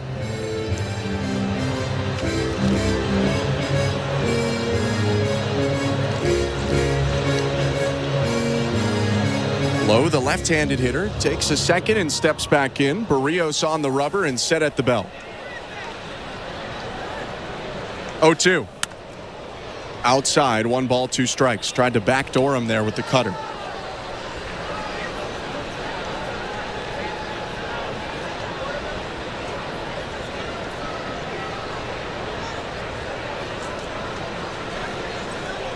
Now the 1-2. Slurve popped up. And it's going to land in shallow left field. Davis Schneider runs under it, makes the catch. And that'll do it for the 6th inning. Rays jump in front on the solo home run by Jonathan Aranda. 1-0 Tampa Bay going to the 7th. You're listening to Blue Jays Baseball, brought to you by your local family-owned Crown Rust Control Center, streaming at sportsnet.ca and the Sportsnet Radio Network. It's time to celebrate you with the Party at the Ballpark. On Friday, September 27th, dial up your fall wardrobe with the Blue Jays Fanal Giveaway presented by TD. They go back-to-back in the bottom of the 9th. How much fun was that? It is loud here at Rogers Center, and 40,000 are chanting his name. Get ready for good vibes and a chance to win great prizes. What a weekend for the Blue Jays. Fan Appreciation Weekend, presented by TD, September 27th, 28th, and 29th. For tickets, visit BlueJays.com. We're 2 men and a truck.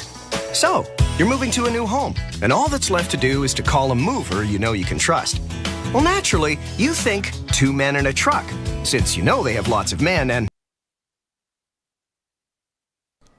What's up, baseball fans? Thanks for hanging out with us today for this Toronto Blue Jays matchup. There's only a few games left in the season. We really appreciate you all being here. Every single game, hanging out with us, chatting it up with all of our fellow Toronto sports fans. Thank you for being here today. Please make sure you've hit that like button down below. It really helps the channel grow. It helps bring more baseball fans into the chat and sports fans into the chat so that we can keep this thing going all season long. Hockey season is next. Football season going on as well. We'll see you guys back in the chat. Go Jays, go. On rust protection today. Find your local family-owned Crown Rust Control Center at crown.com. This is Toronto Blue Jays baseball. 0-2 swing and a miss, strike 3. On Sportsnet 590 The Fan and the Sportsnet Radio Network. 7th inning at Tropicana Field. Welcome to the Timbermark broadcast booth. I'm Ben Schulman alongside Chris LaRue. New relief pitcher for the Rays, Manuel Rodriguez, is going to take over for Tampa Bay. 1-0 Rays after the Jonathan Aranda solo shot just before the break. Davis Schneider up to the plate for the Blue Jays, and Rodriguez gets a break there on a pitch that was low. It's called a strike, 0-1. Another Mexican baseball player. Rodriguez hails from the Yucatan. Just saw Tijuana's Aranda leave the yard. 0-1. Down and away, 1 ball, 1 strike. Obviously, Alejandro Kirk. You could put together, they were a pretty good team. Last World Baseball Classic, they're going to be a contender as the 1-1 misses low, 2-1, especially if Randy Arozarena, the former Ray, keeps playing for him. Yeah, I think Mexican baseball kind of flies under the radar. You think about Venezuela, you think about Dominican, Puerto Rico. Mexico's got some good ball players. 2-1 pitch is hit on a line, and a 1-hopper to first picked up by Yandy Diaz. He goes to the bag and steps on it for the first down. Rodriguez having a great season, too. The right-hander making his 37th appearance of the year, career high. And he's got a 2.08 ERA in now 35 innings. And he throws gas, too. That last fastball was 97 miles an hour. It's about where he sits with a sinker. First pitch to Leo Jimenez, runs inside, ball 1. Yeah, you're right. It's not just a straight fastball. That's 97 with some sink, with some run. It actually about hit Leo Jimenez right there. Leo was hit last time up. 1-0 pitch, swing and a miss, 1-1. Jimenez has been hit 16 times now, and he's approaching Blue Jays history, although I'm not sure he has enough time to make it. 1-1. Swing and a flare right side of the infield, caught by the backpedaling first baseman Diaz, 2 down. For Jimenez, if he were hit 4 more times in the last 9 games, he would tie Reed Johnson in 2003 for the most times a Blue Jays rookie has been hit by a pitch. But for Leo Jimenez, he's only played 56 games with the Blue Jays, and that's the thing that makes this so remarkable. Reed Johnson played well over 100 with the Blue Jays in his rookie year. So theoretically, he could do it. I mean, at this pace, you'd expect him to get hit again before this game's done. Nathan Lucas up to the plate for the Blue Jays. Pinch hitting for Luis de los Santos. And the first pitch from Manuel Rodriguez, 98 in. Swing and a miss, strike 1. Yeah, that thing has a lot of life to it. There's a reason why he has a close to a 2 ERA in 36 games. Next pitch, hit back foul, 0-2.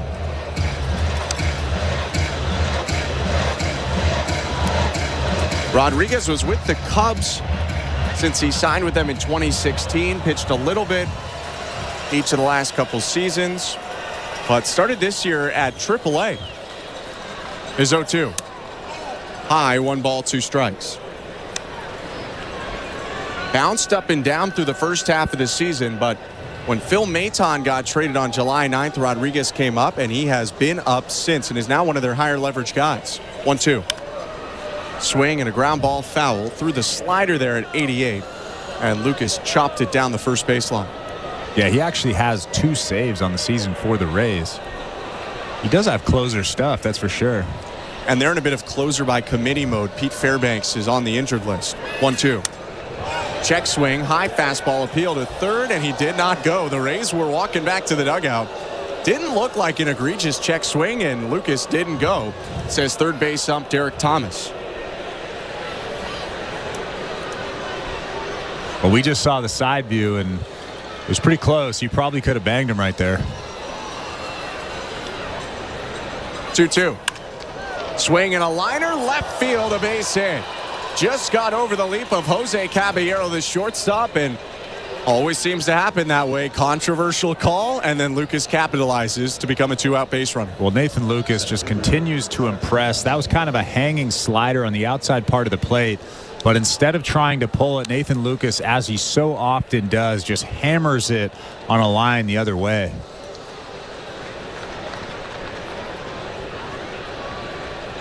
So that brings Jonathan Clase up to the plate. Third plate appearance as a Blue Jay. He's 0 for 1 today with a hit by pitch. First pitch is cut on and miss, strike 1. Can you steal first base? You can't, unfortunately. Sorry. If you're playing for the Savannah Bananas, I believe you can. Outside of that, no bueno. I do like the rule where the crowd can end an inning. Can get an out if you catch it on the fly. 0-1. Clase swings and misses, 0-2. For Clase, I mentioned earlier, the tools are there. He's got some power despite not having a huge frame. A ton of speed. Switch hitter. Seems to get good reviews in the outfield. What they're looking for is better decisions at the plate when to swing and take in a little more contact. 0-2 is lined to right field, a base hit for Clase.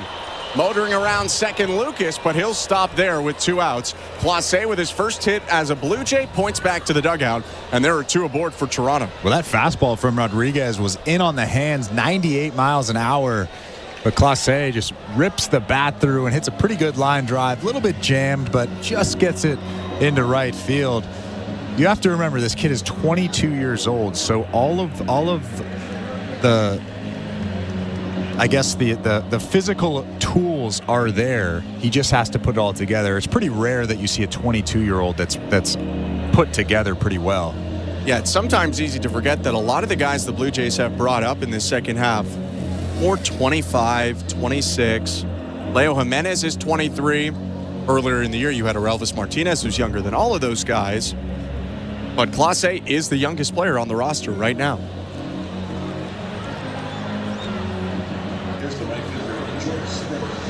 A little bit of a meeting on the mound between Logan Driscoll and Manuel Rodriguez, the reliever who got 2 quick outs to start this inning, but after 2 hits, will face the top of the order. George Springer up. First and second, 2 outs. 1-0 Rays, top of the 7th, and the pitch. Outside at 99, ball 1.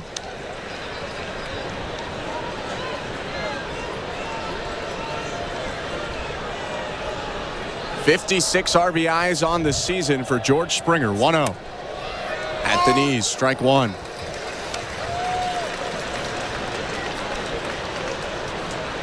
George Springer entered today with a .201 batting average at the Trop. 1-1. Bounced and it skips away from the catcher Driscoll. Both runners are going to take off. Lucas up to third, Clase up to second, and now this gets really interesting as another wild pitch could tie it and a single could give the Blue Jays the lead. That was really weird from Logan Driscoll behind the plate. Just tried to kind of backhand that slider in the dirt. I mean, those are big runs out there. You have to try to get your body in front of that baseball. It's almost as if he was expecting a fastball. The 2-1. Outside with the slider, 3-1.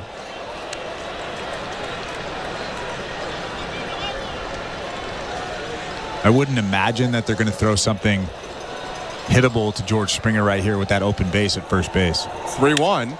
Fastball hit on the ground and picked up by the second baseman Aranda. He shuffles, throws to first, and ends the inning. 2 hits for the Blue Jays. The wild pitch puts 2 in scoring position, but they leave them both on. At the 7th inning stretch, it's 1-0 Tampa Bay, and Ryan Burr enters for Toronto next. You're listening to Blue Jays Baseball, brought to you by your local family-owned Crown Rust Control Center, streaming at sportsnet.ca and the Sportsnet Radio Network. Which Looney Dogger are you? The fork and knifer, splatterer, condiment queen, or Big Dipper? This season at Rogers Center, every Tuesday home game is Looney Dogs Night, presented by Schneider's. You will have the opportunity to purchase $1 hot dogs from various concession stands around the stadium. Then show the world your Looney Dog style. Because whether you're the mustard maven or ketchup king, no Blue Jays game is complete without hot dogs. So don't miss out on this deal. Looney Dogs Night, presented by Schneider's, every Tuesday home game. Hi, I'm Buck Martinez, live from the showdown between pizza and inflation. First to the plate, with over 2 million sold, it's Fixed Rate Pizza, a hot and fresh extra-large 4-topping pizza for a fixed price of $17.99 until the end of 2024. Here's the delivery. And inflation strikes out. That's a swing and a drive for Fixed Rate Pizza. Lock in yours today. Order pizza.ca. This October on Sportsnet. Did you see that? Be here for a brand new season. For rivalries. Wow. Be here for superstars. Because once the action starts, here we go. The excitement is here to stay. October 8th, the puck drops here. Are you ready? Sportsnet, here for hockey. This is Toronto Blue Jays baseball. George Springer has given the Blue Jays the lead once again. On Sportsnet 590 The Fan and the Sportsnet Radio Network. Ryan Burr into the ballgame for the Blue Jays. 1-0 Tampa Bay. Bottom of the 7th inning. I'm Ben Schulman alongside Chris LaRue. The start of Jose Berrios over as the righty Burr makes his 30th appearance of the year. A .386 earned run average in 28 innings.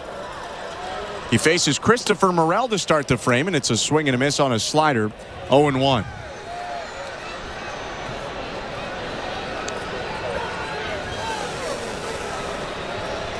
First set, the 0-1.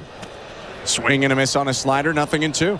There's that good swing and miss slider. He's got strikeout stuff, and that's what you really want in a bullpen. 38 strikeouts in 28 innings pitched. For Burr, he's only allowed 1 earned run in his last 9 appearances. 0-2. Swing and a miss, strike 3. 3 straight sliders. And there goes Christopher Morel, 1 out. Yeah, all 3 of those had that good downward action. That last one, 86 miles an hour. Looked like a strike at the bottom of the strike zone, then dipped out of the zone. I like Ryan Burr. I like his fastball, 95 miles an hour, but I especially like that breaking ball. And that's the mix for the righty. It's simple. Fastball, slider. His pitch to Logan Driscoll, the catcher. Slider hit on the ground, first base. Guerrero picks it up, flips to Burr, who steps on the bag. 2 outs. Defensive changes for the Blue Jays after Luis De Los Santos came out of the game in the top of the 7th for pinch hitter Nathan Lucas. Ernie Clement slides from short to third to cover for De Los Santos. Jimenez slides from second to short. Davis Schneider will move from left field now at second base, and into left field goes Nathan Lucas.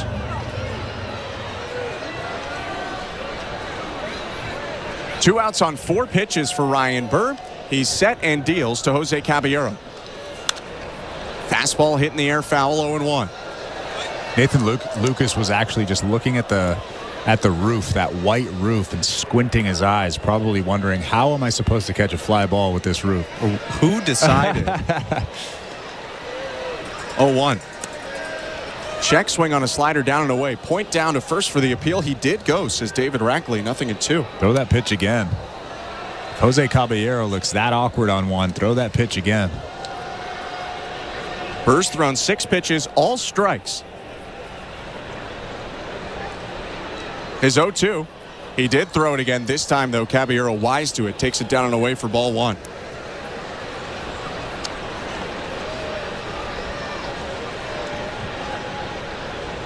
One for 2 data for Jose Caballero. A single in the 5th, a flyout in the 2nd. 2 outs in the 1-2 pitch. Fouled back. It bounced into the shin protector of Alejandro Kirk. Now you could try to elevate a fastball, maybe at the hands, but I mean, he still looks pretty awkward on that slider, so might as well just throw another one.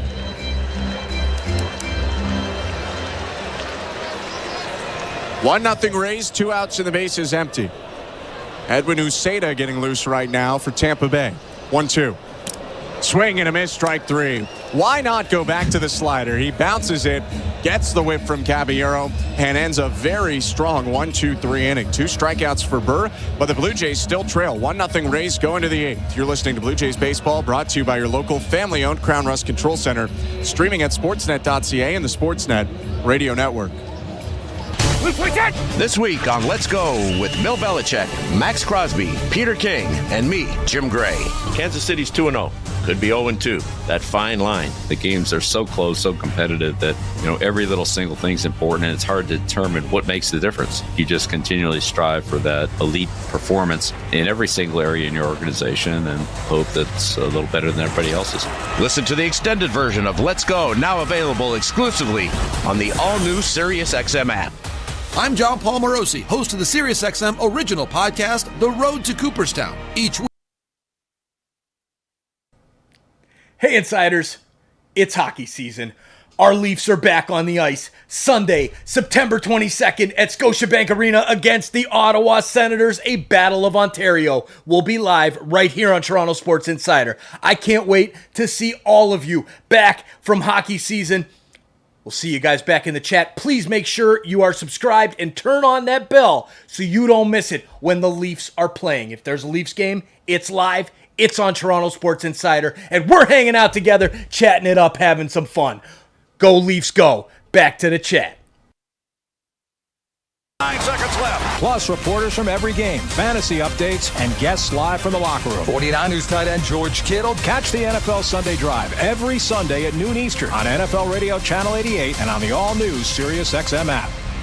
Blue Jays fans, John Schneider joins MLB Network Radio every Wednesday at 11 a.m. Eastern on SiriusXM 89 and the SiriusXM app. This copyrighted broadcast is presented by authority of Rogers Blue Jays Baseball Partnership and may not be reproduced or retransmitted in any form, and the accounts and descriptions of this game may not be disseminated without the express written consent of Rogers Blue Jays Baseball Partnership or the Sportsnet Radio Network. 8th inning at the Trop. Edwin Uceda into the game, and he misses outside to Ernie Clement, 1-0.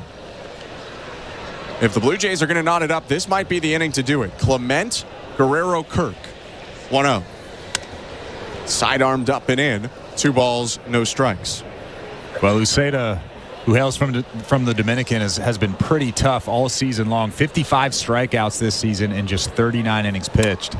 His 2-0 is a strike, 2-1. That tells you he's got plus stuff. A 1.38 ERA for the righty, who's one of the guys Kevin Cash will go to in safe situations. 2-1 pitch outside, 3-1. A lot like Kelly earlier on in this ball game. He's got a really funky delivery. He doesn't really throw overly hard. That last fastball is 93 miles an hour, but it's kind of a low 3/4 sidearm delivery.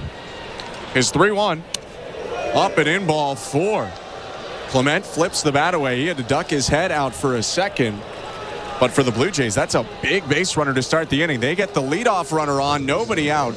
And in a game, the Rays lead 1-0 in the 8th. Vladimir Guerrero Jr. can change that in one swing. I will not suggest a bunt here. I don't think so. Not the time for small ball. Uceda from the first base side of the rubber deals home, and Guerrero hits it foul on the ground. Backswing hit Driscoll, the catcher, and Guerrero quick to put a hand on him and make sure that he's okay. It's 0-1. That was actually a pretty good changeup, a hard changeup, but it looks like a fastball and then kind of dips at the end. That's one of Uceda's go-to pitches. That's part of what makes him tough. It's not just the funk, but he's got a good mix. He sinks his fastball, he cuts his fastball, he'll throw the four-seamer, he'll throw a changeup, he's got a sweeper if he wants it.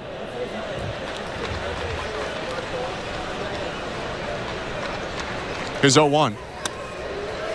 Sinking fastball, strike 2.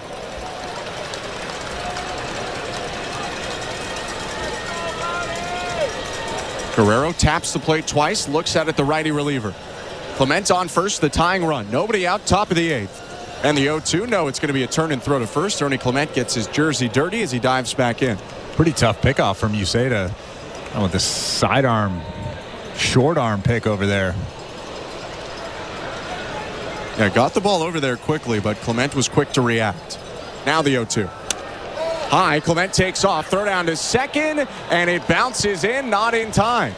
Ernie Clement is safe, although he's hunched over right now. That throw bounced and hit him in kind of the stomach or maybe in the rib cage. He appears to be all right, but he's taking a second here to walk around after his 12th stolen base of the year. Well, if there's one guy that can walk that off, it's Ernie Clement. What a great jump. That was almost a shuffle jump. He was taking off even before Uceda got into his motion, but that is a big stolen base for the Blue Jays. 1-2. Outside with the sweeper, 2-2. Gives the Blue Jays a chance now to tie the game on a single with their .322 hitter up Guerrero, and even a chance for Vlad to have a productive out if he can move him over. He's your run producer, though, looking for his 100th RBI of the year. 2-2. Swing and a foul ball. Fights off a cutter that was outside. Just tipped it off the end of the bat. And like you said, Vlad's the run producer. This is the guy that you want to come up with the big hit something in a gap, score Ernie Clement from second base. Of course, Alejandro Kirk could do it, but you would prefer if Vlad was going to do it.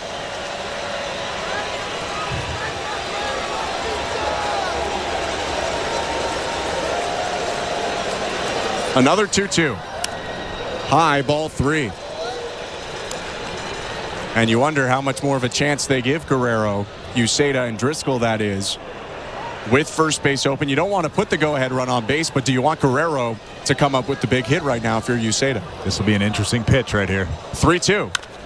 Swing and a chopper to deep short. Gloved there by Caballero. Long throw to first in time for the out. They did challenge him. And because of where the ground ball was hit, Clement has to stay at second. That's a big pitch for Uceda. Yeah, that ground ball was in front of Ernie Clement, closer to third base. So when that ground ball is in front of you as a base runner, you have to kind of retreat to the previous bag. Unfortunately for the Jays, he wasn't able to move up in that situation. Maybe if it's the second or third, you gamble a little and take off when he throws. But in the 8th here, Kirk up, you want to stay in scoring position. Pitch now. And Kirk swings and misses, stumbles over the plate, strike 1.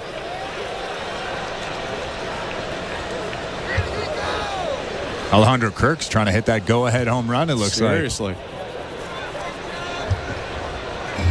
That was also the hardest fastball on the day we've seen from Uceda. A sinker at 95 up and in. 1 for 3 day for Kirk. He's looking for his 50th RBI of the year. Clement on second, the 0-1. Broken bat, soft roller to third. Clement takes off. Caminero tags him out. Kirk will stop at first now with the fielder's choice.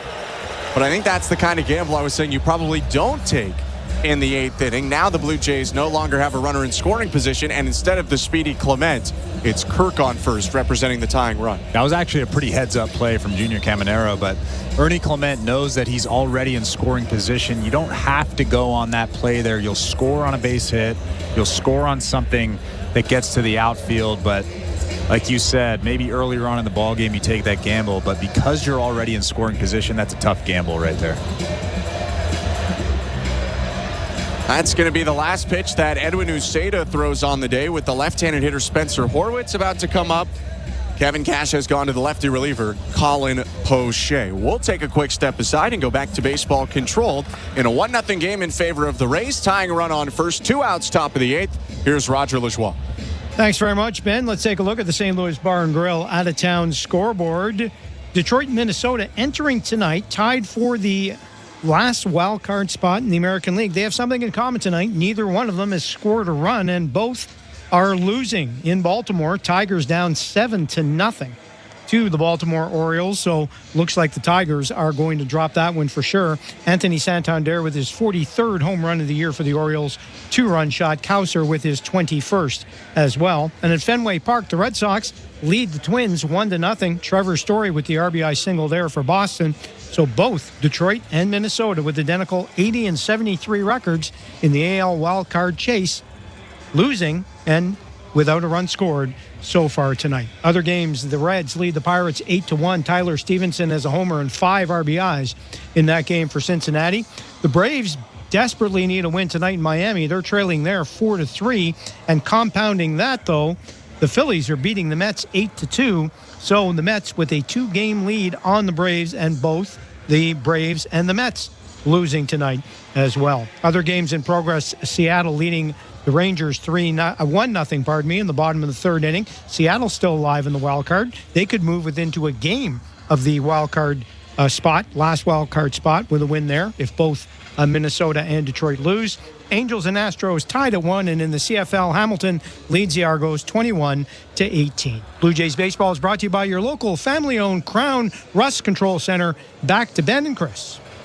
Thank you, Raj. Colin Poche is on the mound right now for the Rays, looking for the final out of the 8th inning. Pinch runner on first for the Blue Jays. Stuart Baroa is in for Alejandro Kirk, representing the tying run. Left on left, the pitch to Spencer Horwitz. Called strike.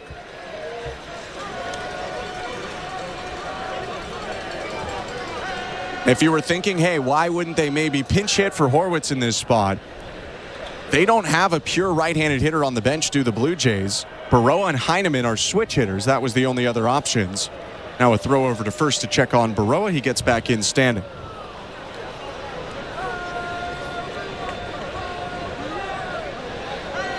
And Stuart Baroa does have 5 stolen bases this season. Takes off, and Poche throws over to first, but Baroa's in a second before Yandy Diaz can even transfer the ball. Poche did throw over to first, but he was slow to react. I think he was initially going to the plate, and Stuart Baroa swipes the bag on a play where he also received a pickoff throw to first. Oh, boy, that was impressive. I mean, you kind of just tip your cap in that situation if you're the Rays, if you're Poche. So the tying run in scoring position, and the 0-1 to Horwitz, down and away, 1 ball, 1 strike. Make that 6 stolen bases. The Blue Jays running a little bit tonight between the Clement stolen base, the Baroa stolen base, and the somewhat unfortunate Clase stolen base. 1-1. Swing and a miss by Horwitz, 1-2. And now if you're Stuart Baroa, you're already in scoring position. You don't need to try to take third base. Just stay at second base. You will score on something that gets to the outfield. Horwitz, meanwhile, trying to turn around a tough night, 0 for 3 with 3 strikeouts. Facing a tough lefty. 1-2 is fouled back. Berrios didn't listen to you. He was off on that 1-2 pitch for third.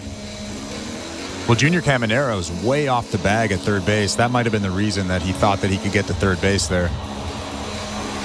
There is little to gain from that. I mean, you do make wild pitches more interesting, but that's about it.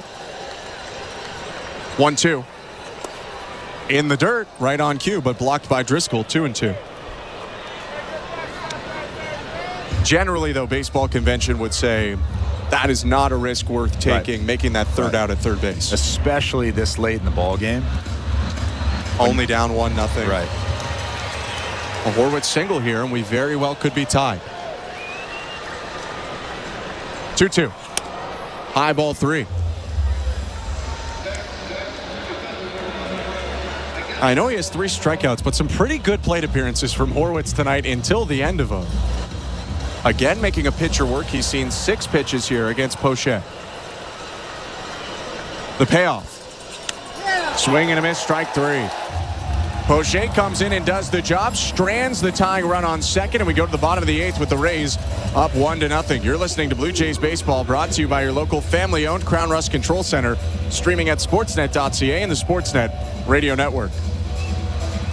At Crown Rust Control, protection runs deep because every Crown Rust Control Center is owned by a local family who cares beyond business. Your Crown Rust Control is 100% committed to their product, to you, to their community, which is your community.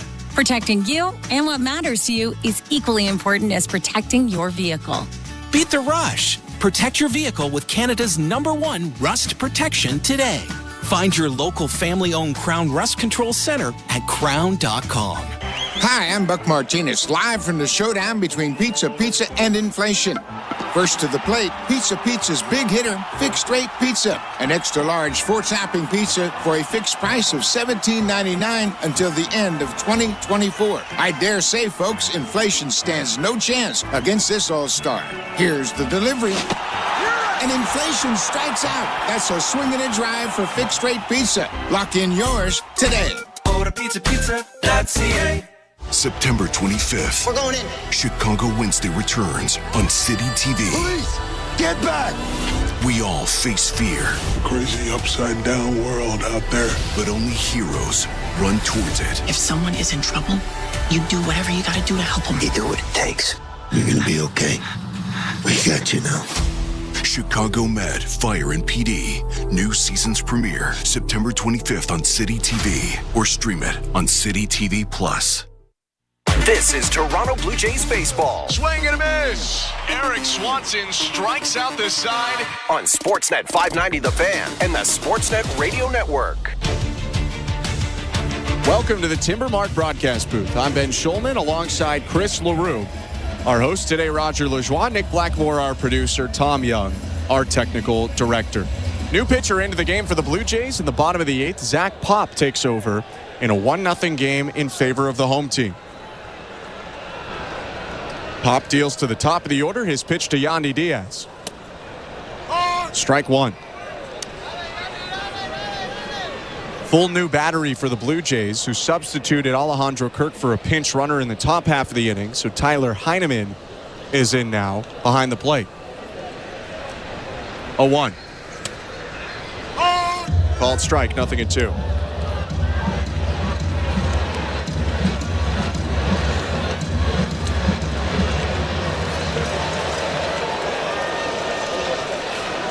Brampton native leans forward, now sets at the belt.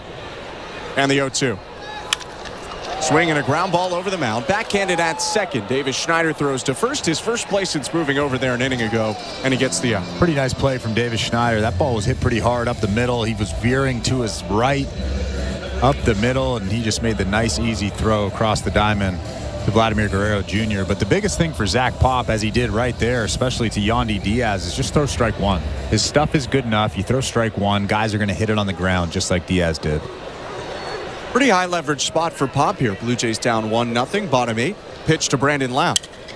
Broken bat, soft liner, caught at short by Jimenez. I think Pop escaped danger, but that bat quite literally landed all around him. Shards of the barrel behind the mound and on both sides of it. Yeah, I think that Zach Pop was more concerned about that baseball, though, over the barrel. That barrel kind of came by him, maybe 5 feet away from him on the left, but his eyes were directly on the baseball, making sure that baseball didn't go into the outfield. Yeah, he turned around and ignored that barrel. But 2 quick outs for Pop, and now his pitch to Caminero. Fastball called a strike. It was low, but that's been a bit of a call all day. It's 0-1. That's a good pitch, though. A lot of downward movement on that fastball.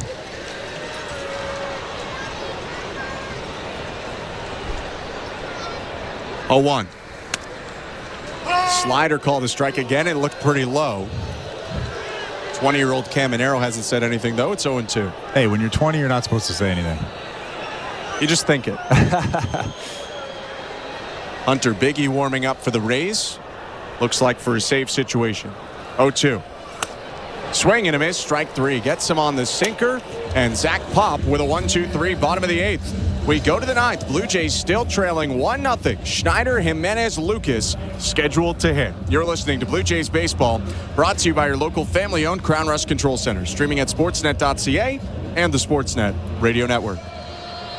Hi there, it's Will Arnett here, host of Smartless, a podcast I do with my pals Sean Hayes and Jason Bateman. On Smartless, we connect people from all walks of life with special guests from Larry David, Selena Gomez, Arnold Schwarzenegger to Presidents Joe Biden, Barack Obama, and Bill Clinton. But it's an off-the-cuff podcast examining the nooks and crannies of an English muffin to breaking down world affairs. And now you can hear every new episode a full week early on the SiriusXM app. Just search Smartless to join the fun.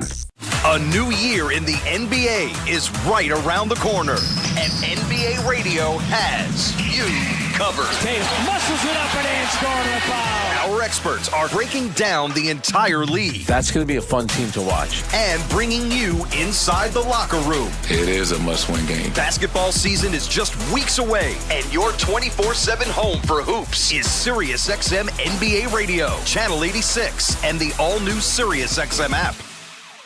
Every night after the final out, the Round Trip Roundup brings you the scores, highlights, and analysis from every game across Major League Baseball, all in less than 30 minutes. Swung on and missed, strike 3 and a no-hitter. It's the perfect way to get caught up on all the night's biggest home runs and best performances. And a high drive, deep right center. It's the Round Trip Roundup on MLB Network Radio, every night on SiriusXM Channel 89, and every morning on the SiriusXM app. Blue Jays fans, no matter where you are, you won't miss a pitch with the SiriusXM app. Hear every game all season long. Download the SiriusXM app and search Blue Jays Radio Network. Top of the 9th inning at the Trop, and the Blue Jays need a run to keep this game going. 1-0 Tampa Bay on Ben Schulman alongside Chris LaRue. Into the game looking for the save is Hunter Biggie. Big spot for the right-handed reliever in his rookie season. This is an opportunity at a first career save. No room to work with here. 1-0 Rays, and he'll deal now to Davis Schneider. Fastball hit on the ground, foul, hard, 0-1. I like that Davis Schneider was aggressive right there. No need to wait. Jump all over that 95-mile-an-hour fastball. It was in a hittable location. For Biggie, the four-seamer's the lead pitch. It's mid to high 90s. 0-1 heater at 97, misses outside. You know that heart rate is up for Biggie right now. Just 14 big league innings. This is his 16th career game, and he's in a big spot like this. Dealt to the Rays in the deadline in the Isaac Paredes deal. 1-1 pitch hit foul. Schneider dropping his head down a little bit. I think he knows that was a slider left over the plate, but he was just a little bit behind it. 1-2. Yeah, a little bit of a spinner, but the most impressive thing from Biggie right now is he's throwing strikes. 1-2. High fastball at 98. 2 balls, 2 strikes. Schneider, Jimenez, and Lucas are the scheduled batters. Blue Jays still have Barger and Loperfido on the bench. 2-2. Swing and a miss, strike 3. 98 on the inside edge. Tough pitch, and there's 1 out. He doesn't look phased, that's for sure. You know that heart rate is up. Biggie has not thrown in many big league games. That's a good pitch right there. 98 miles an hour on the inside part of the plate. Kind of tied up Davis Schneider for out number 1. Now we're going to get a power-on-power matchup as the Blue Jays go to a pinch hitter. Leo Jimenez out with Toronto looking for a game-tying homer. Addison Barger steps up. The pitch. Fastball fouled back 0-1. And we already got what we were asking for on the first pitch. 98 at the knees and a big rip from the lefty hitter Barger. 7 homers on this season for Addison Barger. The 0-1. Called strike at 99 down the middle, 0-2. You can see the little frustration on Addison Barger's face. He knows that he just let a pitch go by that he could have done damage on. 99 miles an hour right down the middle.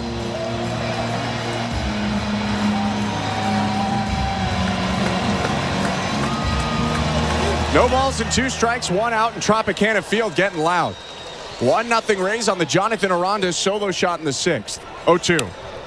Upstairs at 98. Well, you can see why the Rays were interested in this guy. A 12th rounder by the Cubs in 2019 out of Harvard.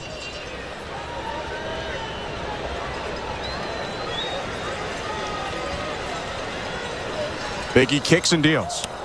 Swing and a miss, strike 3. Over the top curveball that was nasty. Gets the whip from Barger. 2 strikeouts and 2 down here in the top of the 9th. Yeah, that's a tough one. That is very hard to hit. Not only does it have really good depth to it, but he just threw a fastball at 98 miles an hour at the top of the strike zone. Yeah, that's a tough one. Addison Barger swings right over the top of that thing. Nathan Lucas, the Blue Jays' final hope in this game. 1-0 Tampa Bay, 2 outs, top of the 9th. And the first pitch is swung at and missed. Strike 1. 99 elevated.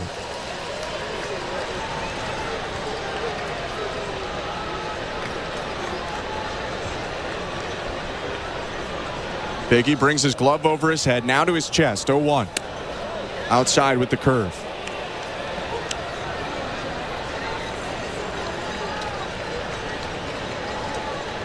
He's been good for the Rays and Cubs this year. A 1.93 ERA in 15 prior appearances. Is 1-1. Swing and a miss at 98 on the outside edge. 1-2. And it's not just the velo. He's hitting really good spots. A lot of command with that fastball.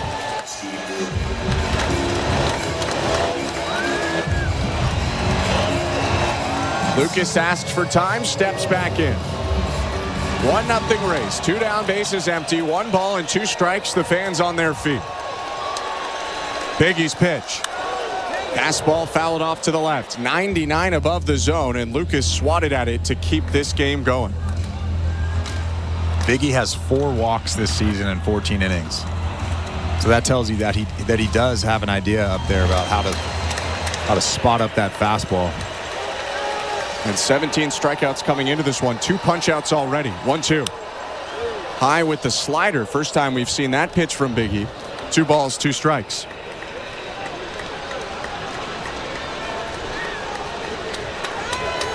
Lucas does have a hit today in 1 try. Came on as a pinch hitter in the 7th. 2-2. Swing and a ground ball to short. Backhanded there by Caballero. The throw to first in time. And that's the ball game. Jose Berrios was good. The Rays pitching was sensational. They shut out the Blue Jays en route to a 1-0 win to open up the series. Yeah, it was a really well-pitched game. Obviously, Tyler Alexander pitched really well for the Rays, and Jose Berrios, again, tough luck for him. He was so close to getting his 8th consecutive win. I mean, he was outstanding tonight yet again. The fastball command, that big slider. He probably had his best slider of the season tonight, but unfortunately for Jose Berrios, the Blue Jays offense really couldn't come through. Blue Jays lose 1-0. We are going to step aside. When we come back, we'll wrap it up and get you over to Blue Jays Talk with Blair and Barker. Stick with us. You're listening to Blue Jays Baseball, brought to you by your local family-owned Crown Rust Control Center. Streaming at sportsnet.ca and the Sportsnet Radio Network. At Crown Rust Control Center, protection runs deep because every Crown Rust Control Center is owned by a local family. What's up, insiders? Thanks for hanging out with us all season long. Blue Jays fans, baseball fans, sports fans alike, thank you for being a part of this amazing community. When I started this up last October, when we were heading into hockey season with 3,000 subscribers, I would have never imagined that we would have a community of 40,000 plus by the time we get to hockey season. We're almost there. We're going to get there with your help, but I just wanted to say thank you all so much for helping me create this amazing Toronto sports community. I couldn't have done it without you. Now, let's get back to the baseball. We've only got a few games left. Then it's the football and hockey season with basketball shortly thereafter. Go Jays, go. Thank you for a great season. Cheers, insiders. Let's get back to the chat. We'll see you in there. Thank you. Hi, I'm Buck Martinez, live from the showdown between pizza and inflation. First to the plate, with over 2 million sold, it's Fixed Rate Pizza, a hot and fresh extra-large 4-topping pizza for a fixed price of $17.99 until the end of 2024. Here's the delivery. And inflation strikes out. That's a swing and a drive for Fixed Rate Pizza. Lock in yours today. Order pizza.ca. We're 2 men in a truck, the movers who care. You never know when cardiac arrest can happen. That's why each and every one of our trucks carries a life-saving Mikey defibrillator as part of our Mikey on Board program. Whether we're on the highway or in front of your house, we're prepared to help anyone whose heart may skip a beat. The Mikey Network has saved many lives, making Mikeys accessible to the public. And now they're on board our trucks.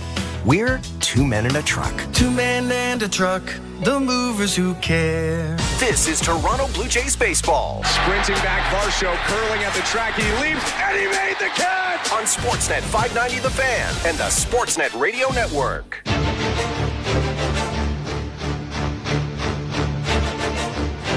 The Rays win the series opener over the Blue Jays 1-0 is the final score in this one from the Trop.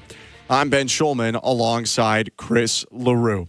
Jose Berrios got the start today for the Blue Jays. He had won 7 starts in a row and had pitched incredibly. Today he was just as good. 6 innings, 6 hits, 1 earned run, 1 walk, 6 strikeouts. Maybe a little bit more traffic than Berrios would have wanted, but he pitched his way out of innings and did more than enough to put himself in line for a win. Yeah, like we talked about a lot of times tonight, he had some stressful pitches, but his stuff tonight was some of the best stuff I've seen him all season long, specifically the slurve, specifically the changeup. The fastball command, the fastball velocity wasn't really at the top tier of what I've seen from him this season, but man, oh man, that slurve tonight had so much movement, kept those Rays hitters off balance all night long, and he deserved a better result. He deserved a win. He deserved his 8th win in a row, but the offense really didn't do much tonight. They did not. For Berrios, you really look back at a night where he goes 6 innings, was really, really solid for the Blue Jays, and maybe in 97 pitches he makes 2 mistakes. A middle fastball that Diaz doubled off of in the first, and then Jonathan Aranda hit a hung slurve for a solo homer in the 6th. On the other side, the Rays opened with Tyler Alexander. Blue Jays didn't do much against him, and then whether it was Kevin Kelly, Manuel Rodriguez, Edwin Uceda, Colin Poche, or the closer today, Hunter Biggie, Toronto just didn't get a lot going at all. Yeah, and the most impressive guy tonight for me was Biggie. He came into this ball game with 0 save opportunities in his career, 14 career innings. You know his heart rate is through the roof coming into that inning. And he just absolutely dialed it in. That first batter, he filled up the strike zone. And when you see a young guy like that with really good stuff come into a big situation like that, specifically the end of a ball game, and they're just filling up the strike zone, that tells me that they're going to be a good reliever. Biggie picks up the save today. The win goes to Kevin Kelly. He's 4-2. Jose Berrios with the loss, 16-10. For Biggie, it's his first career save. Blue Jays end up scoring none on 5 hits, no errors, 8 left on. Rays 1 run on 6 hits, no errors, 5 left on. These teams combined to go 0 for 14 tonight with runners in scoring position. This one a 2-hour, 23-minute affair in front of just over 14,000 at the Trop. Blue Jays now 73-81, so best they can do is 500 now, and the Rays are 76-78. We will be back tomorrow 4:10 Eastern is the first pitch as Taj Bradley takes on Yariel Rodriguez. We hope we can see you there and appreciate you tuning in tonight. From tonight's technical director, Tom Young, our producer, Nick Blackmore, our host, Roger Lajoie, and my partner, Chris LaRue, I'm Ben Schulman, saying we hope you have a great rest of your night and stick around. Blue Jays Talk with Blair and Barker starts right now.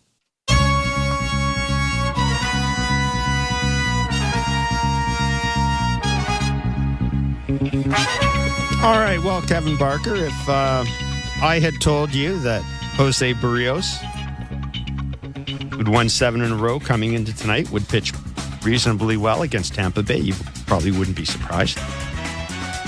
If I told you that the Jays wouldn't be able to hit against Tampa Bay, you probably wouldn't be surprised. And I know for certain that if I told you that the only run Jose Berrios gave up would come in a home run, you definitely wouldn't have been surprised. Terrific outing by Jose Berrios. The Jays lose 1-0. Kevin, Jose Berrios has now allowed 30 home runs this year. Yeah, it's a lot. Look, when you're a spin-it-first guy, right? I mean, sort of, I think the evolution of what he's been trying to do all season, right? We know what the sort of mechanical changes he's tried to fix, right? Just staying centered and staying more direct to where he wants the ball to end up. Tonight, his fastballs were good. They were in the zone a bunch.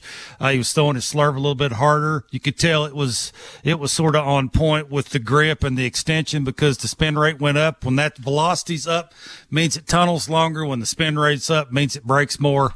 You know, the homer he gave up, he set it up exactly the way he wanted to. He got a change up down and away, and then he's trying to back foot the slider to the lefty, and he hung it. He just didn't get it out there and spin it the way he wanted to spin it. But, you know, again, I think you got to flip it back around, Jeff, to the at-bats against the lefty. I mean, I just don't know how, if you're somebody in this organization that makes decisions, how you can look up there and see these consistent at-bats that look the way they look against pitching that, quite frankly, should never get away with how they're pitching to the Blue Jays.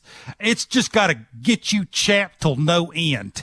And hopefully you got to go out and do something about it. So, you know, it's not so much about Berrios giving up homers. It is just the lack of quality at bat after quality at bat. I mean, they were 0 for 7 with runners in scoring position. Again, it's just like dudes sometimes look like they've never held a bat with a dude standing at second. I mean, it's either they overthink it or they're not ready to hit. It's either or. Right? You know, Cecil Cooper told me early in counts, you got to be ready to hit the good old number one to the big part of the field the other way. When's the last time you saw one of these hitters take a fastball middle away and hit it either to right center or left center? I can't remember a time. So, yeah, I mean, just sort of adds to the mix of where it's just keeps eye popping you. Pitching's there. It's just, can they go out and fix the hitting and have it catch up? And if you do, I mean, you start to run a couple of dudes out there who spin it right. Bird, that slider he threw tonight, he threw 8 of those. He had 5 whiffs. He had 7 swings on it. I mean, that thing's decent, right? You could see him playing next year in the 6th or 7th inning. Like, they got quite a few guys down there in the 6th and 7th inning that, you know, can come in and spin it if they're pocket it the right way. It's just, again, like when you watch this team, it's the starter gives them a chance. The lineup, for whatever reason, can't take what the pitcher gives them, and they lose games that, quite frankly, they should always, if not most of the time, be winning. 416-870-0590, star 590, 1-888-666-0590. 590 is the text line. It is Blue Jays Talk with Jeff Blair and Kevin Barker. The Jays losing to the Rays 1-0 in the first of a 3-game series, the final road series of the season for the Blue Jays. They are 73-81 now. And Kevin, that means that the best they can finish is 81-81. So your dream of 82-80, gone. Huh. Wishful thinking.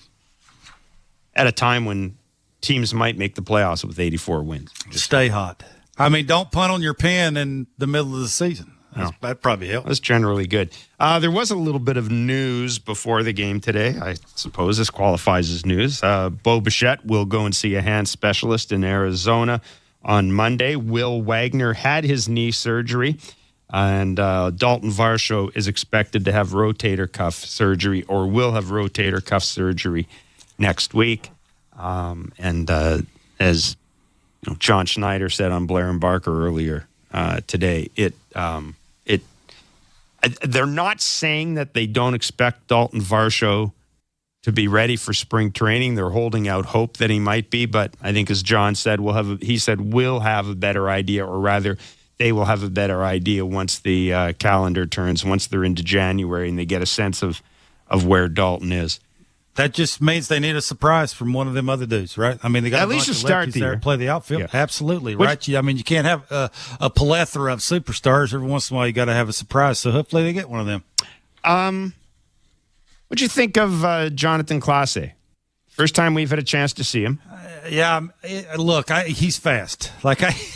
I think that's the one thing, right? I mean, the sliding at second base and sliding over the bag is no excuse for that. You're a big leaguer. Like, you're in the big leagues. How many times you stole a base? Like, you can't have that happen because of whatever you're wearing on your hand. So, hopefully you make adjustments to that.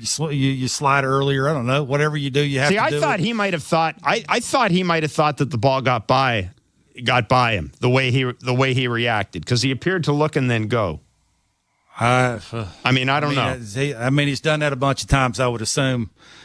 Sometimes it's just, again, look, I think offensively, he's looks to me like a work in progress when it just comes to who is he, right? Is he a fastball guy? Is he going to, fight off the fastball to look spin? Like, does he have slider bat speed? Can he hit good velocity? I know the 0-2 hit he got was on a fastball in. Like, it looks like maybe occasionally, if he's looking forward, if he can refine his windows that he's trying to attack. And I think that's whenever I talked to John about him a couple of weeks ago, he said that's the one thing that he had noticed when he was watching video is he chases a lot, right? I mean, if you chase at the minor league level at this level, because of the way they tunnel it and they spin it a lot, that will be the one thing, right, is how much does he chase, and can he just sort of shorten up? Again, it's early. I mean, that's his first game. I know he's fast. I mean, I like fast. That's good, right? You put pressure on defenses. Like, even when you get picked off, you decide to go because of how bad they are at holding runners anymore. That's a weapon, Jeff.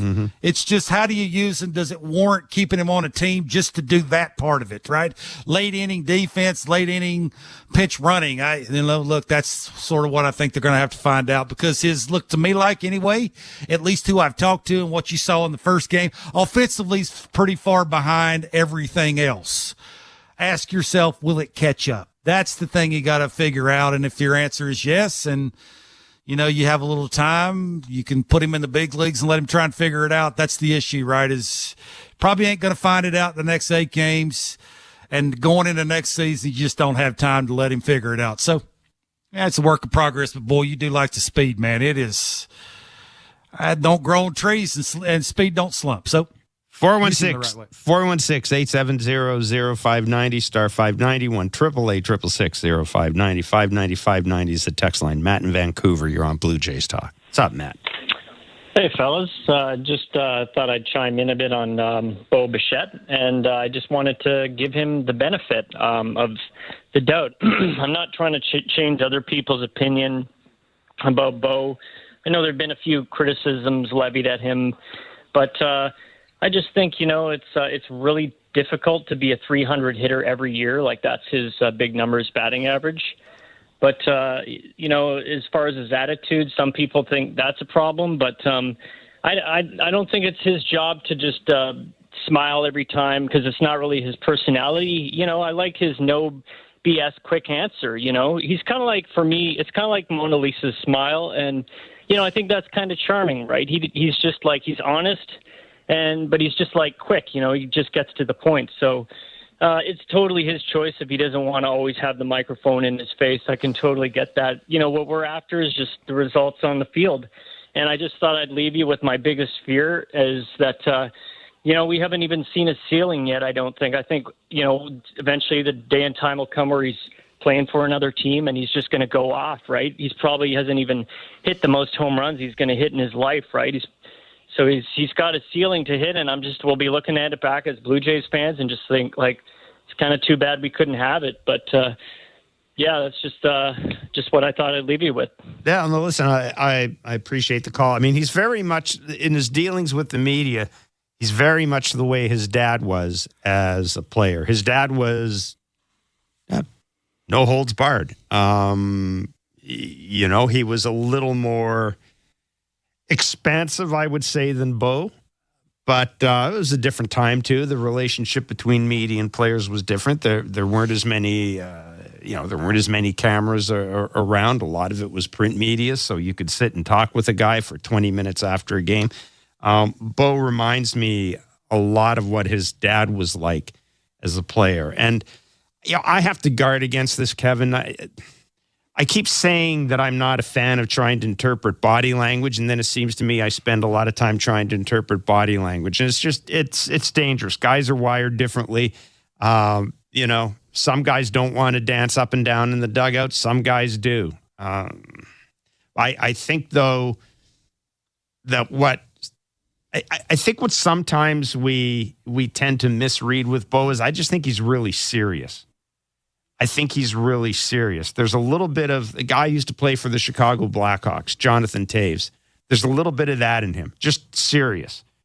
And, that's the way he's wired. That's the way he's wired.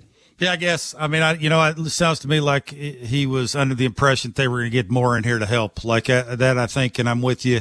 I think he is a win first guy. Right? Absolutely. I don't think he always thinks about hitting 300. It is, he's okay to give himself up to move a runner if there's a dude behind him that can get it done. It's that kind of thing, right? And you do your job, I'm going to do mine.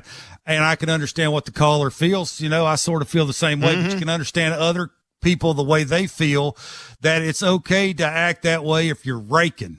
If you ain't raking and you look sort of the way he's looked when he's healthy and he's on the field, then people are going to poke and prod at that and they're going to go, well, yeah. But see, wouldn't you, okay, I would rather have that than, we got to, not us, but people have to figure out what they want. They don't like Vladdy when he's laughing with people at first base and he's scuffling. That bothers them. They don't like Bo when he's, angry on the field when he's scuffling. You can't have it.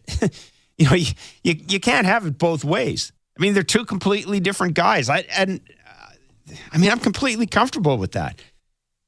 I'm completely comfortable with that. And I think that I don't know what people have this idea that everybody fits a cookie cutter mold, and it's just not the case. It's not the case. Yeah, I guess. I mean, he's the way, the way he's been when somebody has stuck a microphone in his face, and, the way the trade deadline thing happened, how he had felt one about interview. getting traded. Although it is. But again, people have their own opinions. I mean, people that buy the tickets to go watch the game can feel the way they want to feel, and people will accept a lot of things when you're raking. Like, nobody gives a crap about that jacket that Vladdy wears. Oh, you want to know why? Because he's getting that foot down and getting it singing. Nobody gives a crap. So, there's still it'll be people the same way with Bo. There are still people that don't like the jacket. There are still people that don't like the jacket because they don't think it's professional. Like, the Detroit Tigers walking around with stacks of pizza on a stick whenever they hit a home run, or the Minnesota Twins. No, it's not. Or the Minnesota. I mean, they're sponsored by a pizza company. That's product placement. Is it? Yeah. It's product. What pizza do you think? You think it's Pizza Hut pizza? No. It's what is it? The company that runs Detroit, basically. What is the pizza place? I'm not going to say it on air. Buy an ad if they want. 416-870-0590 pizza. Star 591 888 What? I don't know why you're getting excited. Well, no, I'm not getting excited. You like the jacket now. I'm okay. I don't care. I'm okay with it. I don't care. The only thing I didn't like about the jacket, and I was very clear about this, I didn't like the manager and the coaches. Yeah, that's dumb. Hanging the jacket. That dumb. Manager's not here anymore. That's dumb. That was minor league, not ready for primetime stuff. There it is. That's the only thing I didn't like. Absolutely. Blind squirrel finds a nut every now and then, Barker. Boy, you nailed that. 1-0. The Tampa Bay Rays beat the Toronto Blue Jays. The Jays are 73 and 81. Man. 500's the best they can do. It just rolls off your tongue, don't it? Oh, it kind of does, yeah. Sometimes you earn it, Jeff. Absolutely. 1-0. The Rays have beaten the Jays. 416-870-0590, star 591, 888-666-0590. 590 is a text line. We'll take a break. Come back for more. It's Blue Jays Talk on the Sportsnet Radio Network. Timber Mart is Canada's building center, a solid neighbor to call upon when you've got a job to do. Your dependable home improvement store that offers the added value of Air Miles reward miles with every purchase of $15 or more. Visit timbermart.ca. At Crown Rust Control, protection runs deep because every Crown Rust Control Center is owned by a local family who cares beyond business. Your Crown Rust Control is 100% committed to their product, to you, to their community, which is your community. Protecting you and what matters to you is equally important as protecting your vehicle. Beat the rush. Protect your vehicle with Canada's #1 rust protection today. Find your local family-owned Crown Rust Control Center at crown.com. It's time to celebrate you with the party at the ballpark. On Friday, September 27th, dial up your fall wardrobe with the Blue Jays Panel Giveaway presented by TD. They go back-to-back in the bottom of the ninth. How much fun was that? It is loud here in Rogers Center, and 40,000 are chanting his name. Get ready for good vibes and a chance to win great prizes. What a weekend for the Blue Jays. Fan Appreciation Weekend, presented by TD, September 27th, 28th, and 29th. For tickets, visit BlueJays.com. Hi, I'm Buck Martinez, live from the showdown between Pizza and inflation. First to the plate, Pizza's big hitter, fixed rate pizza. An extra large 4-topping pizza for a fixed price of $17.99 until the end of 2024. I dare say, folks, inflation stands no chance against this all-star. Here's the delivery. And inflation strikes out. That's a swing and a drive for fixed rate pizza. Lock in yours today. Order pizza.ca. We're twomeninatruck.ca. We've got lots of men and lots of trucks, so get ready to be moved. Think twomeninatruck.ca. So when you gotta move, all moving day. Think twomeninatruck.ca. Cause all of us movers are not the same. So that's our company name, twomeninatruck.ca. We're lots of men with lots of trucks, so give us a call today. This summer, catch the excitement of Blue Jays baseball on Sportsnet. From pregame to postgame, Blue Jays Central breaks down what went down and why. When the action heats up on the field, Sportsnet.ca and the Sportsnet app take you deeper inside the game. Headlines, scores, highlights, and more. It is way out of here. Watch or stream on Sportsnet or listen to every game on Sportsnet 590 The Fan. All summer, only one source brings you closer to the action. Sportsnet, home of the Blue Jays. Timber Mart always has plans to help you with your plans. Your home, your cottage, your garage, whatever needs your attention first, check the most visited spot on our website for ready-to-order plans to get the job done with Canada's building center. Visit timbermart.ca. Hey, this is David Schneider. You're listening to Toronto Blue Jays baseball on the Sportsnet Radio Network. Yeah, Class A, I mean, we want him to run. And speed was evident on that play. You know, kind of just momentum took him over the bag. But, yeah, you know, you want guys to use their tools there. And you know, Ernie's been awesome. You know, that's a weird play, you know, with kind of a jam shot and Kirky running. But we're not in the spot we were without Ernie playing defense and the way he was swinging the bat tonight. So, yeah, aggressive mistakes happen. And you learn from it and move on. That is John Schneider, the manager of the Toronto Blue Jays, 1-0 losers to the Tampa Bay Rays. I wanted to ask you about the play with Ernie Clement. Play was right in front of him, the third baseman. I mean, I don't know about you, but I'm thinking the third baseman knows that Kirky's running. I'm just assuming he's going to throw the ball to first base. What did you see in that play? Yeah, there's a difference between being aggressive and dumb. That was on the dumb side for me. Plays right in front of you in scoring positions because you're fast and you're a good base runner. And you know your team has a tough time scoring runs a lot of the times. Why do it? Like, it's plays right in front of you. I must have been one of them dudes who couldn't make mistakes like that, because if I did, I either didn't play again or I got sent down. Like, I get it. Ernie's been a good player and he's, you know, opened some eyes, and he'll be a part of this team probably going forward into next year. But man alive, like, that's the things, right? You want to be a contender. You want to beat good teams. Clean that stuff up. God loved John because he's been taken up for his team all year. But man alive, that plays right in front of you, man. Like, You got to know the situation. You got to know the outs. You got to know where the play is and what you're trying to do and what kind of player you are. For me, at that level, as long as Ernie's been in the big leagues, there's no excuse for it. How was that? Yeah, no, I mean, I don't know. I could have gone either way on it. That's why I wanted to ask you, because I thought it was. I don't even know if it's aggressive. It's just, to me, it's Ernie thinking he's gonna throw. Let me ask you a question. Play by the third baseman. I think he's going to throw Kirk out. Let me ask you a question. Was he safe or out? He was out. It's at the bat. There you go. You just answered your question. You're long-winded trying to take up for Ernie because he's a nice dude and he's been around the show. I'm not taking up for Ernie. That's what it is. Oh, BS. Every once in a while, you see Ernie after he got tagged out, how he felt about himself. Wasn't very good, was it? Well, there you go. Bing, bang, boom. It's not rocket science here. Okay? Boy, I got me fired up by some base running, didn't you? Yeah, absolutely. I know that you're. Well, that's how I stayed in the big leagues. I either did it the right way or I wasn't there. It was pretty cut and dry for me. So, yeah, I mean, you think it through before it actually happens. It's baseball 101. And again, when you're not winning baseball games, what was the record? 73 and whatever. I just want to take a quick look around baseball. The Baltimore Orioles beat the Detroit Tigers 7-1 tonight. This is a big series for both teams. Maybe that Santander walk-off the night before, maybe that caught a little fire. Could have caught a little fire. The Twins and the Red Sox are tied at 1 apiece. The Phillies have put the boots to the New York Mets. You'll like this, Kevin. The Mets had a team meeting today. For what?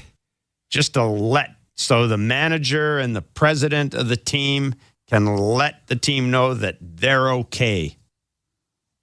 That's not real. You made that up. No, just to let them know, guys, we haven't got Francisco Lindor, but we're okay. The Mets apparently lead the league in team meetings. I'll tell you what I'd love to do. If I'd known that, I'd have texted Gibby. I would have said, get your ass in that meeting and break it up. I wonder how that went over with Gibby. I wonder if Gibby spoke in that meeting. You're 35-1 in your last 36 games. You're having a team meeting. Stay hot. Yeah. I've got to think. What's happened? I got to think that Gibby's like. Yeah. I'm going to ask him about that. I will ask him about it. We should get him on again. So there you go. The Giants were leading Kansas City 2-0. So I mean, all this stuff is going on. But yeah, that Orioles-Tigers series. Boy, if Minnesota loses that game to Boston tonight, I mean, it's just, I don't know. The Twins are. I mean, their bullpen's been bad. Right, they did get Correa back tonight, I think it was. Yes. That's going to help, right? Defensively and sort of the moment, right? When he comes up, it just seems like he's got an act for getting the big hit, making the play when he's supposed to. So I'm sure that'll help give him a little bit of boost. But man, live right now, they ain't a lot of fun to watch, Jeff. So. You know, you get down to whenever it's like those teams that didn't quite frankly have a chance about 2 months ago. Is it really good for baseball? I think that's the question you got to ask yourself. And which team, I know which team you'd root for, but which team for real a baseball fan would root for? The Twinkies fans or team or the Tigers?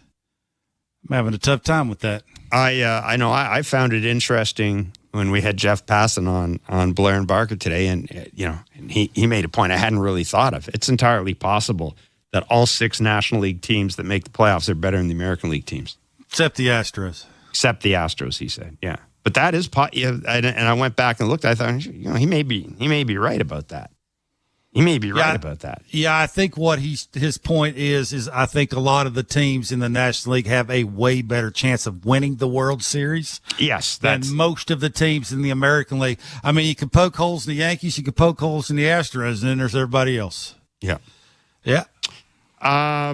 This is interesting. John Schneider, people will notice that the Jays starting pitchers have had an awful lot of success on extra days right now. Now, part of that is because of the schedule.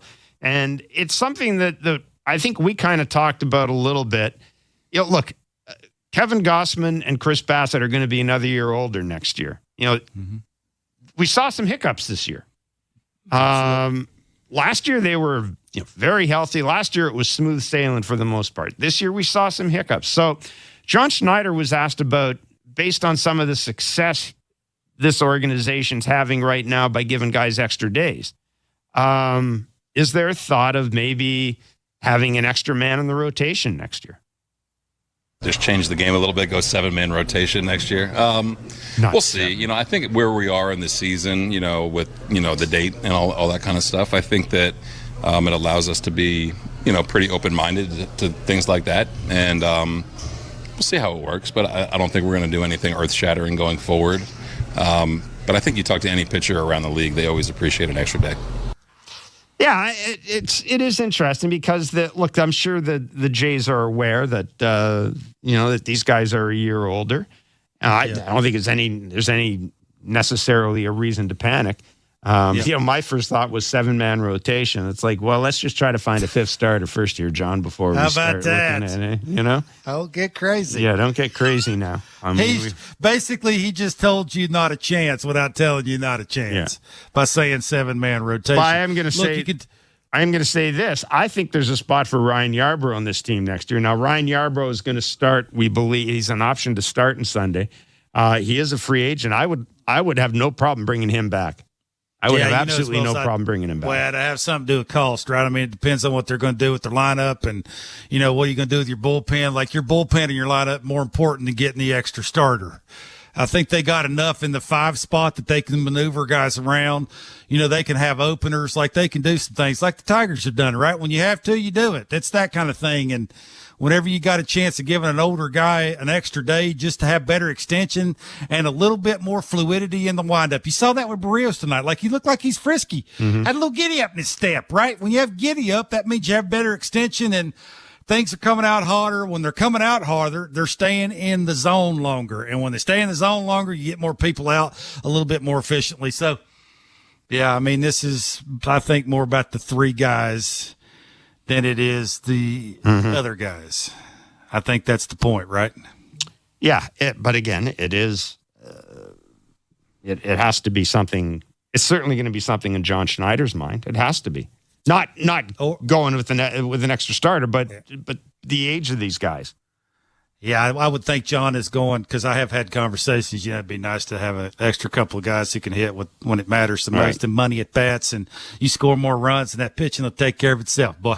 Yeah, and it's a lot easier to manage the pitching when you have a bullpen that you got a little bit of confidence in, and I think they got a bunch of 6th and 7th inning guys. They ain't got no 8th and 9th inning guys. Take care of that 8th and 9th inning, and you get you a couple thumpers in here, and in that rotation, they'll grind through it enough. Like they are hungry for the hunt. Mm-hmm. They all been talking about it, right? You're going to see our best when those games matter. And then when they start having to figure it out and overthrow and games don't matter, how do you attack it? Does the games really matter?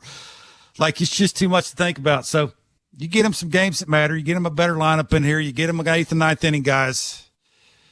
I mean, it's some heavy lifting, but you sort of backed yourself in the corner here. Like, this is what you've been handed. We'll see how important it is to him. Like, the rotation's been really good. Vladdy's top 5 hitter in baseball. You got some things to build around. Just the fact that, can you go out and pick the right guys to build around them?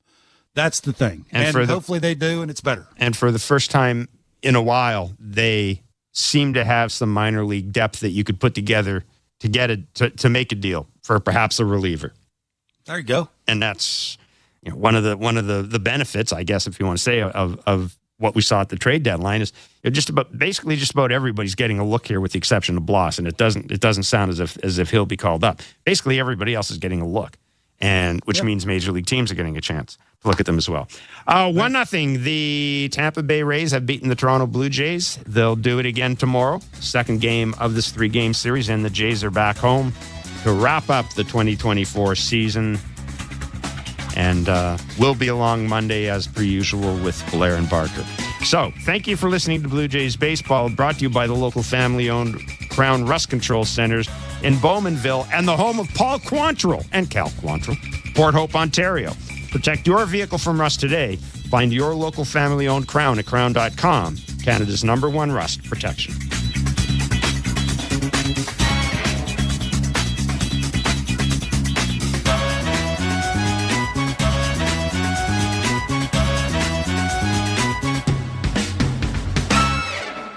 This has been Major League Baseball play-by-play on SiriusXM and the SiriusXM app. Why do I love calling this game? Calling this game? Calling this game? Calling this game? Why do I love calling this game? It's because I get a chance to bring some joy into people's lives. Anything can happen on a baseball field. We've got a new game. It's perfectly unscripted theater. Everybody on their feet. Because you never know what you're going to see on a given day. It is bedlam at the bank as Bryce Harper has put the Phillies on top. There's just something about baseball on the radio. Something about the way wood hits leather. A swing and a drive to deep left center. The way leather hits dirt. And he made the play. Oh, my. The way a deep fly ball sounds like it's about to change history. High fly ball to center field. It's hit pretty well toward the wall. Until the cleats hit the grass, hit the crushed brick, and then nothing but sky and a silent crowd. That ball's high. Until leather hits leather and 40,000 fans lose their collective minds. In a perfect symphony of chaos. He jumped up on top of the wall, balanced himself, and caught it. The way nothing triumphs a perfectly honest call. I don't believe what I just saw. And the way the right voice can make a moment live forever. Touch 'em all, Joe. You'll never hit a bigger home run in your life. Outsiders may think this is just two teams. A ball, a bat, and a microphone, but no. For over 100 years, this has been the soundtrack of the American pastime. He struck it out looking. It's over. It's over. The Rangers have won the World Series. The soundtrack of summer. This is Major League Baseball on the radio. Right now on Sirius XM. All rise. Coming in 5. Get ready to play. 4. Get up. Get up. 3. Can you believe it? Put your seatbelt on. Wow. Talk about the game and all the stories on MLB Network Radio, Sirius XM 89, and the Sirius XM app. Second of the action on NHL Network Radio. From behind the bench to every play on the ice. If it's hockey, it's on Sirius XM NHL Network Radio. Sirius XM 91. Speaking on Sirius XM MLB Network Radio, Pittsburgh Pirates manager Derek Shelton was on to talk about his young pitcher Paul Skeens' performance and ability this season. Close to historic with the numbers he's putting up and how he's, handling himself. He just continues to get better. I think, last night we saw probably the best changeup we've seen out of him all year. And to say that, going through with all the other weapons he has, but all of a sudden now we're getting the 4th or 5th pitch, and it was really a weapon last night, and he pitched good again. But, to think that he's 19 or 20 starts or whatever he is into his big league career, it's almost a sub-2 ERA. He obviously he's very important to us, and just proud of the way he's handling himself near the end of the season. I think my favorite part of the adjustment he makes is his awareness. You don't see that out of 22-year-old kids. You don't see a 22-year-old kid that's like, today the changeup's going to go, and I'm going to go right on right with it. I'm going to use it right on right. That doesn't happen in the game. Just his awareness. I give him a ton of credit. I give Yasmani Grandal. He's done a nice job. He's called all of his starts this year. He's done a really nice job, I think, in terms of letting Paul know which weapons are there. But the biggest thing in game is his ability to adjust. You just don't see that with a young pitcher. That's something that has to be developed. It's something that at times takes years to develop, and he really is very far along in that regard. SiriusXM Fantasy Sports Radio is the place for expert advice, strategy, and information from the best fantasy sports analysis to win your league. Plus, hear pick-by-pick coverage of live drafts and interviews with top players, coaches, and team executives on SiriusXM 87. I'm Frank Trachtenberg with your SiriusXM MLB schedule for Friday, September the 20th. All times are Eastern, and please remember, all games, times, and channels are subject to change. Check SiriusXM.com for the latest updates. In Major League Baseball, 2:20 p.m. Chicago Cubs take on the Washington Nationals. Cubs on Sirius 208, XM 175, and Internet 844. Nationals on Internet 869. 6:40 p.m. Cincinnati Reds take on the Pittsburgh Pirates. Reds on Sirius 209, XM 176, and Internet 846. Pirates on Internet 861. 6:50 p.m. Tampa Bay Rays take on the Toronto Blue Jays. Rays on Sirius 210, XM 177, and Internet 866. Blue Jays on Internet 868. 7:05 p.m. Baltimore Orioles take on the Detroit Tigers. Orioles on Sirius 211, XM 178, and Internet 842. Tigers on Internet 849. 7:10 p.m. Boston Red Sox take on the Minnesota Twins. Red Sox on Sirius 106, XM 179, and Internet 843. Twins on Internet 856. 7:10 p.m. Miami Marlins take on the Atlanta Braves. Marlins on Sirius 119, XM 180, and Internet 854. Braves on internet 841. 7:10 p.m. New York Mets take on the Philadelphia Phillies. Mets on Sirius 137X on 181 and internet 857. Phillies on internet 860. 8:05 p.m. Texas Rangers take on the Seattle Mariners. Rangers on Sirius 138X on 182 and internet 867. Mariners on internet 864. Spanish feed on internet 870. 8:10 p.m. Kansas City Royals take on the San Francisco Giants. Royals on Sirius 158X on 184 and internet 851. Giants on internet 863. 8:10 p.m. Milwaukee Brewers take on the Arizona Diamondbacks. Brewers on Sirius XM channels 89 internet 855. Diamondbacks on internet 840. 8:10 p.m. Houston Astros take on the LA Angels. Astros on Sirius 139, XM 183 and internet 850. Angels on internet 852. 8:15 p.m. St. Louis Cardinals take on the Cleveland Guardians. Cardinals on Sirius 161, XM 185 and internet 865. Guardians on internet 847. 9:40 p.m. San Diego Padres take on the Chicago White Sox. Padres on Sirius 160, XM 186 and internet 862. White Sox on internet 845. 9:40 p.m. Oakland A's take on the New York Yankees. A's on Sirius 162, XM 187 and internet 859. Yankees on internet 858. 10:10 p.m. LA Dodgers take on the Colorado Rockies. Dodgers on Sirius 132, XM 188 and internet 853. Rockies on internet 848. Spanish feed on Sirius 208, XM 175 and internet 871. I'm Frank Trachtenberg with your Sirius XM MLB schedule for Friday, September the 20th. All times are Eastern, and please remember, all games, times, and channels are subject to change. Check SiriusXM.com for the latest updates. In Major League Baseball, 2:20 p.m. Chicago Cubs take on the Washington Nationals. Cubs on Sirius 208, XM 175 and internet 844. Nationals on internet 869. 6:40 p.m. Cincinnati Reds take on the Pittsburgh Pirates. Reds on Sirius 209, XM 176 and internet 846. Pirates on internet 861. 6:50 p.m. Tampa Bay Rays take on the Toronto Blue Jays. Rays on Sirius 210, XM 177 and internet 866. Blue Jays on internet 868. 7:05 p.m. Baltimore Orioles take on the Detroit Tigers. Orioles on Sirius 211, XM 178 and internet 842. Tigers on internet 849. 7:10 p.m. Boston Red Sox take on the Minnesota Twins. Red Sox on Sirius 106, XM 179 and internet 843. Twins on internet 856. 7:10 p.m. Miami Marlins take on the Atlanta Braves. Marlins on Sirius 119, XM 180 and internet 854. Braves on internet 841. 7:10 p.m. New York Mets take on the Philadelphia Phillies. Mets on Sirius 137, XM 181 and internet 857. Phillies on internet 860. 8:05 p.m. Texas Rangers take on the Seattle Mariners. Rangers on Sirius 138, XM 182 and internet 867. Mariners on internet 864. Spanish feed on internet 870. 8:10 p.m. Kansas City Royals take on the San Francisco Giants. Royals on Sirius 158, XM 184 and internet 851. Giants on internet 863. Get the latest news, opinion, and analysis from MMA to boxing and the professional wrestling world 24/7. SiriusXM Fight Nation, SiriusXM 156, and the SXM app. Baltimore Orioles catcher James McCann stopped by SiriusXM MLB Network Radio on Channel 89 to share what it was like to catch a ball going 95 miles per hour with his face and then continue to play 8 more innings.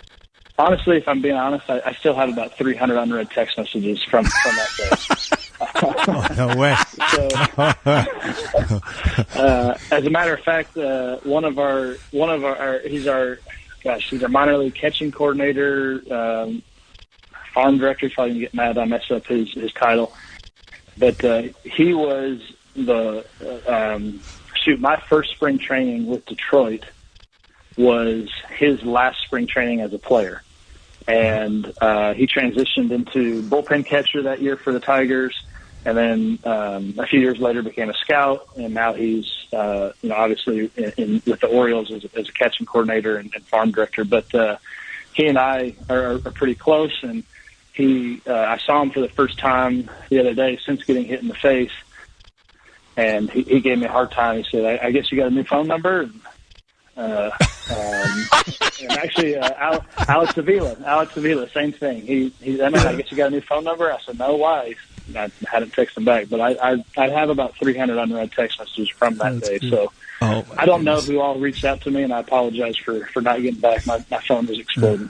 Mad Dog Sports Radio has the best sports talk in the business, covering sports with a passion and knowledge you need. Mad Dog Sports Radio, SiriusXM 86, and the SXM app. I'm Frank Trachtenberg with your SiriusXM MLB schedule for Friday, September the 20th. All times are Eastern, and please remember, all games, times, and channels are subject to change. Check SiriusXM.com for the latest updates. In Major League Baseball, 2:20 p.m. Chicago Cubs take on the Washington Nationals. Cubs on Sirius 208, XM 175, and Internet 844. Nationals on Internet 869. 6:40 p.m. Cincinnati Reds take on the Pittsburgh Pirates. Reds on Sirius 209, XM 176, and Internet 846. Pirates on Internet 861. 6:50 p.m. Tampa Bay Rays take on the Toronto Blue Jays. Rays on Sirius 210, XM 177, and Internet 866. Blue Jays on Internet 868. 7:05 p.m. Baltimore Orioles take on the Detroit Tigers. Orioles on Sirius 211, XM 178, and Internet 842. Tigers on Internet 849. 7:10 p.m. Boston Red Sox take on the Minnesota Twins. Red Sox on Sirius 106, XM 179, and Internet 843. Twins on Internet 856. 7:10 p.m. Miami Marlins take on the Atlanta Braves. Marlins on Sirius 119, XM 180, and Internet 854. Braves on Internet 841. 7:10 p.m. New York Mets take on the Philadelphia Phillies. Mets on Sirius 137, XM 181, and Internet 857. Phillies on Internet 860. 8:05 p.m. Texas Rangers take on the Seattle Mariners. Rangers on Sirius 138, XM 182, and Internet 867. Mariners on Internet 864. Spanish feed on Internet 870. 8:10 p.m. Kansas City Royals take on the San Francisco Giants. Royals on Sirius 158, XM 184, and Internet 851. Giants on Internet 863. 8:10 p.m. Milwaukee Brewers take on the Arizona Diamondbacks. Brewers on Sirius and XM channels 89, Internet 855. Diamondbacks on Internet 840. 8:10 p.m. Houston Astros take on the LA Angels. Astros on Sirius 139, XM 183, and Internet 850. Angels on Internet 852. 8:15 p.m. St. Louis Cardinals take on the Cleveland Guardians. Cardinals on Sirius 161, XM 185, and Internet 865. Guardians on Internet 847. 9:40 p.m. San Diego Padres take on the Chicago White Sox. Padres on Sirius 160, XM 186, and Internet 862. White Sox on Internet 845.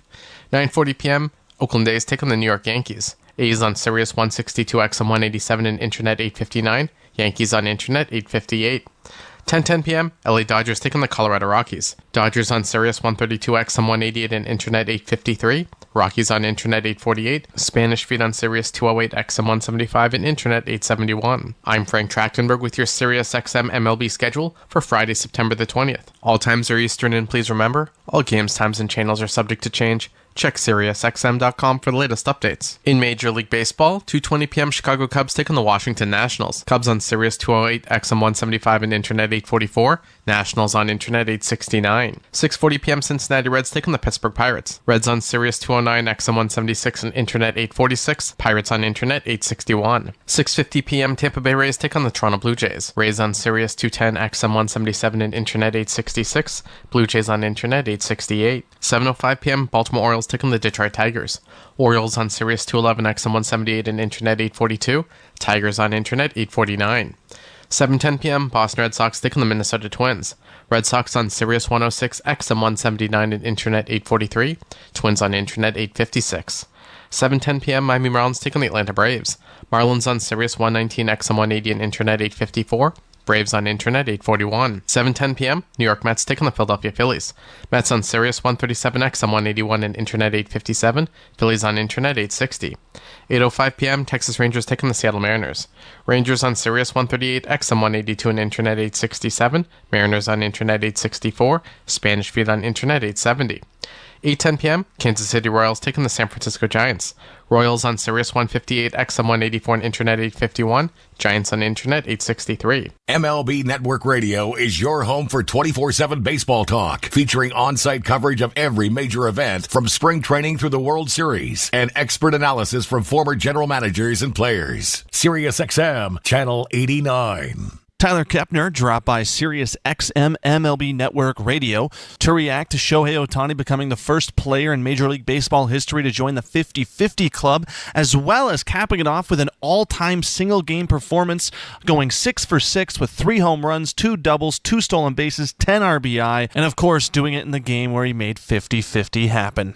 Obviously, he's amazing, but what he does with such flair and such a sense of the moment. I mean, he does things not just that we've never seen, but he does them in a way that we can never conceive, right? I mean, think about all the little factors in play yesterday. I mean, he's doing it at Marlins Park, which is the place where he came in out of the bullpen, to strike out Mike Trout for the last out to win the WBC for Japan. So that place has some significance to him pitching wise.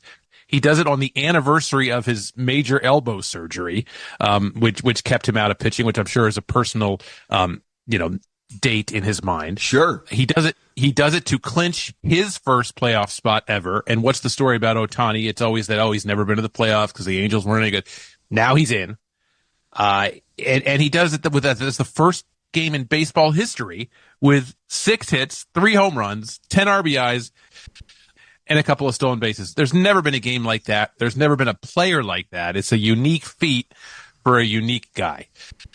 On the court and off, your home for the NBA is SiriusXM. Follow all the drama as your favorite team vies for it all. SiriusXM NBA Radio. SiriusXM 86. I'm Frank Trachtenberg with your SiriusXM MLB schedule for Friday, September the 20th. All times are Eastern, and please remember, all games, times, and channels are subject to change. Check SiriusXM.com for the latest updates. In Major League Baseball, 2:20 p.m. Chicago Cubs take on the Washington Nationals. Cubs on Sirius 208, XM 175, and Internet 844. Nationals on Internet 869. 6:40 p.m. Cincinnati Reds take on the Pittsburgh Pirates. Reds on Sirius 209, XM 176, and Internet 846. Pirates on Internet 861. 6:50 p.m. Tampa Bay Rays take on the Toronto Blue Jays. Rays on Sirius 210, XM 177, and Internet 866. Blue Jays on Internet 868. 7:05 p.m. Baltimore Orioles take on the Detroit Tigers. Orioles on Sirius 211, XM 178, and Internet 842. Tigers on Internet 849. 7:10 p.m. Boston Red Sox take on the Minnesota Twins. Red Sox on Sirius 106, XM 179, and Internet 843. Twins on Internet 856. 7:10 p.m. Miami Marlins take on the Atlanta Braves. Marlins on Sirius 119, XM 180, and Internet 854. Braves on Internet 841. 7:10 p.m. New York Mets take on the Philadelphia Phillies. Mets on Sirius 137, XM 181, and Internet 857. Phillies on Internet 860. 8:05 p.m. Texas Rangers take on the Seattle Mariners. Rangers on Sirius 138, XM 182, and Internet 867. Mariners on Internet 864. Spanish feed on Internet 870. 8:10 p.m. Kansas City Royals take on the San Francisco Giants. Royals on Sirius 158, XM 184, and Internet 851. Giants on Internet 863. 8:10 p.m. Milwaukee Brewers take on the Arizona Diamondbacks. Brewers on Sirius and XM channels 89, Internet 855. Diamondbacks on Internet 840. 8:10 p.m. Houston Astros take on the LA Angels. Astros on Sirius 139, XM 183, and Internet 850. Angels on Internet 852. 8:15 p.m. St. Louis Cardinals take on the Cleveland Guardians. Cardinals on Sirius 161, XM 185, and Internet 865. Guardians on Internet 847. 9:40 p.m. San Diego Padres take on the Chicago White Sox. Padres on Sirius 160, XM 186, and Internet 862. White Sox on Internet 845.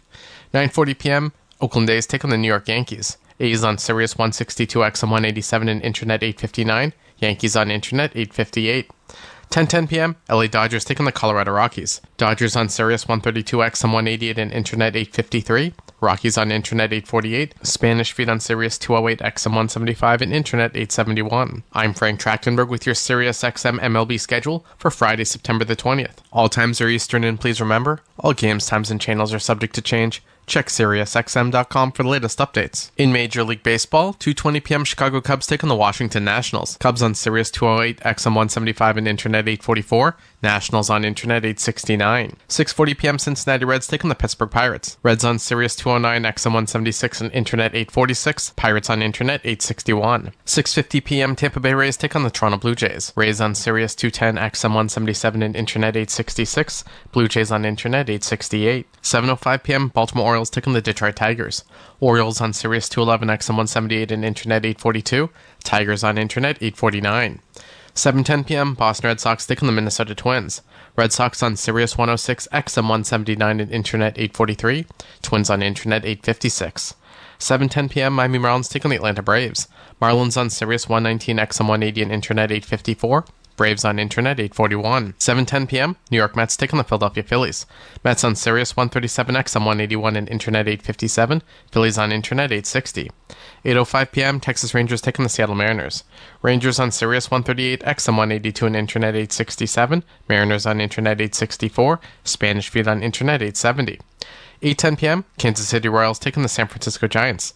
Royals on Sirius 158, XM 184 and Internet 851. Giants on Internet 863. Sirius XM NFL Radio Channel 88 brings you expert analysis from former players, coaches, and executives, plus reaction to all the latest news on the only 24/7 station dedicated to the National Football League. Lane Thomas, outfielder from the Cleveland Guardians, swung on by SiriusXM MLB Network Radio to discuss his journey this season.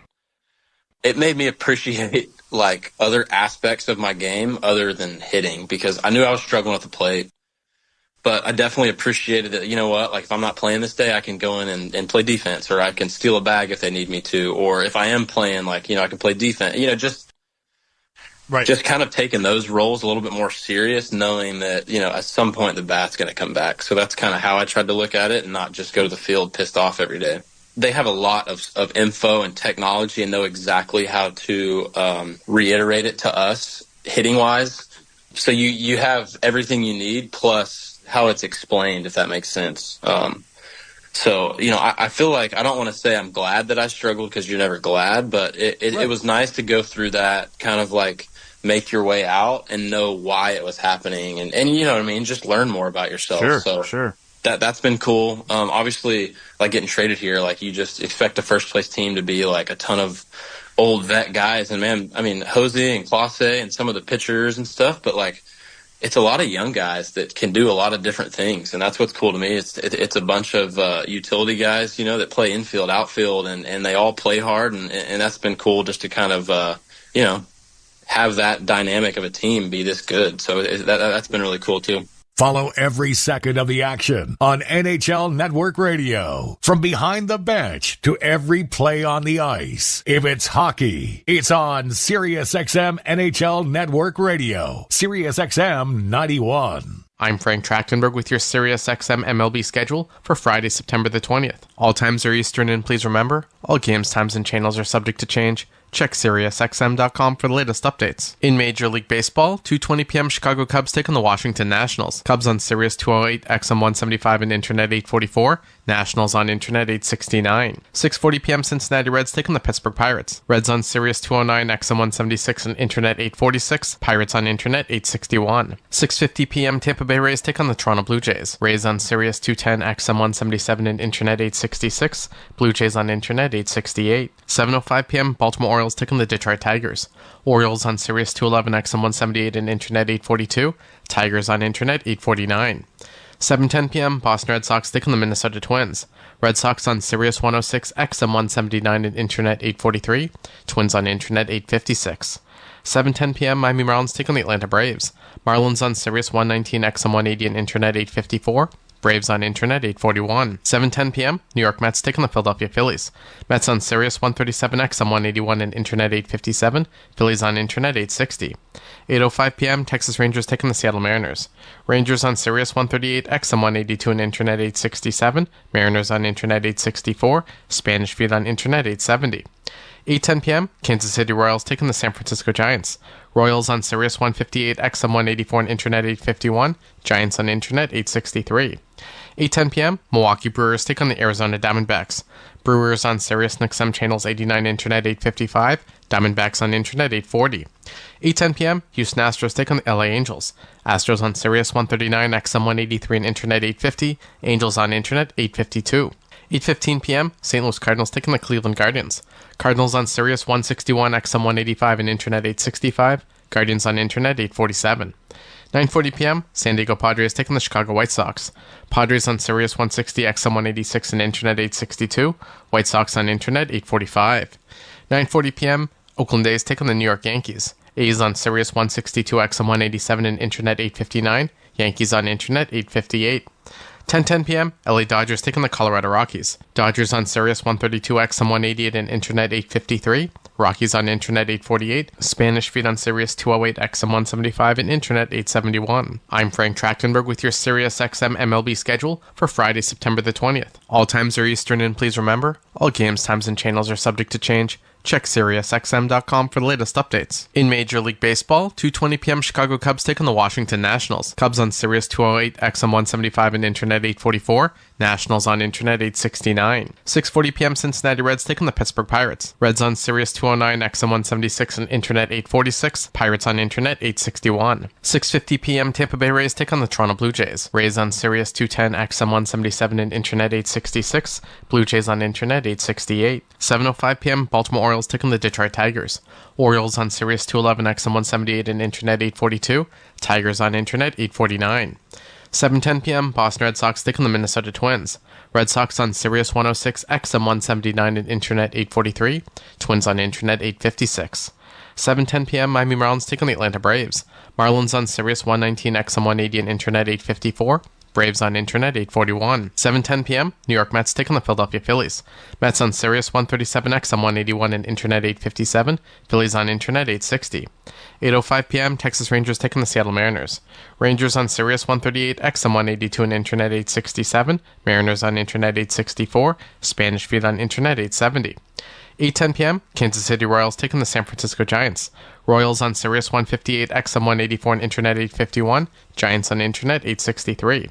Hear it all on demand. Your favorite shows, your favorite games. Don't miss a second of your favorite SiriusXM programming on demand with the SiriusXM app. Download it now for free. Speaking on SiriusXM MLB Network Radio, Pittsburgh Pirates manager Derek Shelton was on to talk about his young pitcher Paul Scaines' performance and ability this season. Close to historic with the numbers he's putting up and how he's, handling himself. He just continues to get better. I think, last night we saw probably the best changeup we've seen out of him all year. And to say that, going through with all the other weapons he has, but all of a sudden now we're getting the fourth or fifth pitch, and it was really a weapon last night, and he pitched good again. But, to think that he's 19 or 20 starts or whatever he is into his big league career, it's almost a sub-2 ERA. He obviously he's very important to us, and just proud of the way he's handling himself near the end of the season. I think my favorite part of the adjustment he makes is his awareness. You don't see that out of 22-year-old kids. You don't see a 22-year-old kid that's like, today the changeup's going to go, and I'm going to go right on right with it. I'm going to use it right on right.